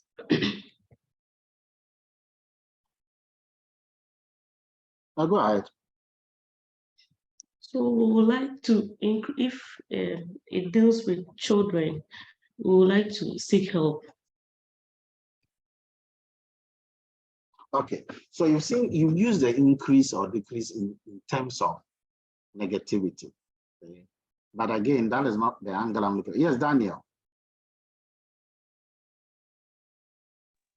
So, like she rightly said, I think some could be stopped, minimized, or enhanced. Yes. Now, would you want those factors? Yes. To influence the relationship? Depending, the positive ones. But some positive ones will come with negative ones. Okay. Okay. When the man is chasing more money, it will eventually lead possibly to the fact that he will not have that much time and affection for the woman. It's like, okay. So you can't eat your cake. So the idea is that you would hope that those factors that are external to the relationship are muted, they are reduced. That is the whole idea. Okay. So that all factors that are internal to the marriage rather stays. Those ones are internal. Okay. So if money is a factor, if Because money is a factor, but love is internal. Money is external, love is internal. Children are external. They are not internal. Integrity is internal. Side checks are external. Okay. They are not internal. Desire is internal. Okay. So you would want to reduce those external factors to a barest minimum. And so you expect that negative things, or no, I don't want to use the word negative thing. You expect that factors are minimized. Now, when you come here, the expected value of the error term, the errors are all those factors that are unobserved, that you don't see, and you will wish that they are zero. So the essence of the zero mean or the expected value of the error term says that anything that you did not establish as part of the relationship should be minimized to zero. The next is homoscedasticity. Take note of it. Okay, go and check the past question. I've always asked you the difference between homoscedasticity and autocorrelation. This one. What is the difference? Homoscedasticity is about the errors. It's about the errors. And again, when you go to my channel, just type homoscedasticity. You see several videos I've done and drawings I've done about it. It says that the errors must be constant. The errors must be constant. The first one said that the expected value of the errors must be zero. So the errors must be identically distributed, independent and identically distributed. That is normally distributed with a zero mean and a constant variance. In other words, any variance from the error should be constant. It should not be heteroscedastic. It should be homoscedastic. In other words, there must be a pattern. There must be a pattern under which the errors are formed. Now, homoscedasticity is about the errors. Autocorrelation or serial correlation is also about the errors. What is the meaning? Guys, know the difference. Homoscedasticity is about the errors. Autocorrelation is about two errors. It's about two errors. That says that two errors must not depend on each other, which means they must be orthogonal. Two errors must not depend on each other. So if there's an error coming from experience and there's an error coming from education, they should not be correlated with each other. And it is just like the multicollinearity that I gave you. And that is why in the next assumption, you're going to see that there must be no multicollinearity. Okay? There must be no multicollinearity. Let me talk about that before. No perfect multicollinearity. The multicollinearity is about independent variables. So what this assumption is saying is that the independent variables, two of them must not be related with each other at all. They must not be significantly related to each other. I'll give you an example. Let's assume that in your company that you have been seeing a lot of people going to do their masters. And these masters are free, the company pays. And once the person returns after 2 years, once the person returns after the masters, the person's salary is doubled. You have watched this thing since you joined the company 3 years, you have seen it happening. Very unhappy, you ask your manager why it's not happening to you. And your manager says there's a policy in the company that after 5 years, that is when a person is sponsored. So now you become happy because you know that you've got how many years left? You've got how many years left now? 2 years. 2 years left. Now the 2 years come and now you're 5 years. And so the company does something. They sent you to go and do your MBA fully paid. When you return to the company, your salary was doubled. My question to you is that, was the increase in your salary caused by your 5 years of the experience, or it was caused by the 2 years of MBA? Who can tell me? Was it caused by the 5 years experience, or it was caused by the 2 years of the MBA? What led to that increase in that salary? Daniel. So I think it's a 2 year, because if you were actually to continue from the 5 years without going back to school to do your master's, you would have still remained at the same if you had not gone to further. But because of, even though the 5 also affect course that you've run. Okay. Any other? What led to the true increase in your salary? Savako. Well, I am with the view that the two instances led to an increase in your salary, because you need to work for 5 years before, if you go to school, you get the increment. So you cannot come into the job and go do your master's and get an increment. You need to do your 5 years, or you need to serve the 5 years. Then after the 5 years, you take the education, then you get the promotion. So in my view, I think the two led to the increments in salary. Good. Dorothy. Look, I agree with Sefako. I also think the two led to the increase in salary, in that you have to do the 5 years before you get a sponsorship. Then when you pass and come back, then you get your promotion. So the 5 years will lead to you getting to do the schooling. And then when you get back, you're getting the MBA leads to your promotion. So the two led to the increase in salary. So the answers I'm getting is a clear definition of multicollinearity. The two variables, your experience and your education, are highly multicollinear. They are so highly correlated that it's becoming difficult now to separate them, which is what you guys are struggling with. And this is what you do not want to happen in a regression. So in regression, there must be no perfect multicollinearity. There are other assumptions that are there, and I want you to please go through these assumptions before we meet. But those ones that I've mentioned are the key assumptions. There must be no multicollinearity. There's another one which is very, very key, and that is zero covariance.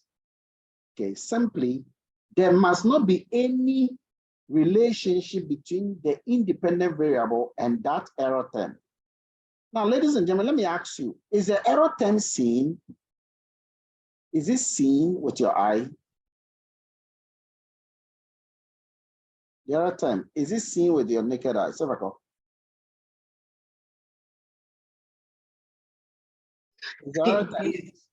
It was an old hand, but I can still talk. I don't think it can be seen.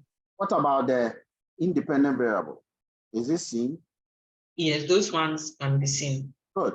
So if independent variable which is seen is correlated, is covariant with an error term which is not seen, in other words, it has some hidden relationship with it, then what could be the problem if you use that independent variable to affect the dependent variable? You're going to get an error. You get an error, and that error may be not, so it might look to you that, oh, that independent variable is what is causing the dependent variable to behave that way. But unbeknown to you, there are hidden unobserved factors inside that independent variable, which is causing the behavior. So we do not want any correlation between the independent variable and the error, because the error we don't see. So if it is hidden and it's correlating, affecting, it's like in a relationship where there is some secrets in there. Maybe one party has gone to deliver somewhere and the other party is not aware. So this correlation is ongoing. There's a correlation between that. Once this comes out, which is decoded, trust is destroyed. And that is the point of, so there must be independence. There must be no correlation between the independent variable and the error term. Guys, know these assumptions. Okay? They are very, very, very, very important whenever you are estimating. The last thing I want to talk about, and I will close today, is known as dummy variable. I've already told you a lot about dummy variable, but I'm going to conclude with this. A dummy variable is a categorical variable. A dummy variable is a qualitative variable. Now, throughout this course, we have been using the Brukutu data set. Can any of you mention some of the dummy variables for me? Can any of you mention some of the dummy variables for me? Dorothy. Religion. Religion, that's good. Now, religion, okay, now note this thing. If you look on the screen, it says that the number of dummy variables are always one less than the number of the levels. The number of dummy is always one less than the number of levels. Now, the religion you mentioned, how many levels are there? There were 3. There were 3. So how many dummy variables should we have? 2. Perfect. The location, how many levels were there? There were 2. 2. So how many dummies should we have? 1. You guys got it. No dummies. Now, dummy variables, the way you deal with dummy variables, we'll look at them practically next week in practical session. But I want you to know that the dummy variables, this is the one you just spoke about, the dummy variables can be coded. So look at location. Because location has 2 levels, the dummy we'll get is 1. Because religion has 3 levels, the dummies we'll get is 2. So look at the dummy for religion. One of them is religion Christian, the other is religion Muslim. So if you have religion Christian and religion Muslim, don't even care.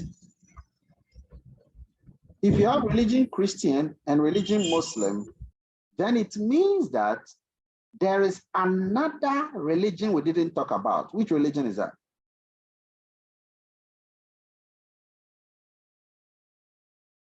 Buddhist.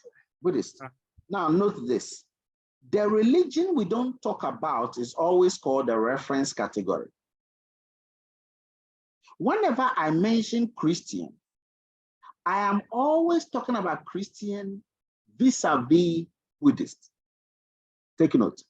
The one that you don't see, the Buddhism that you don't see, whenever I mention the one you see, which is religion Christian, I am talking about that relative to the one you don't see. So let me ask you, anytime I say she is not a Muslim, I am saying that she is what?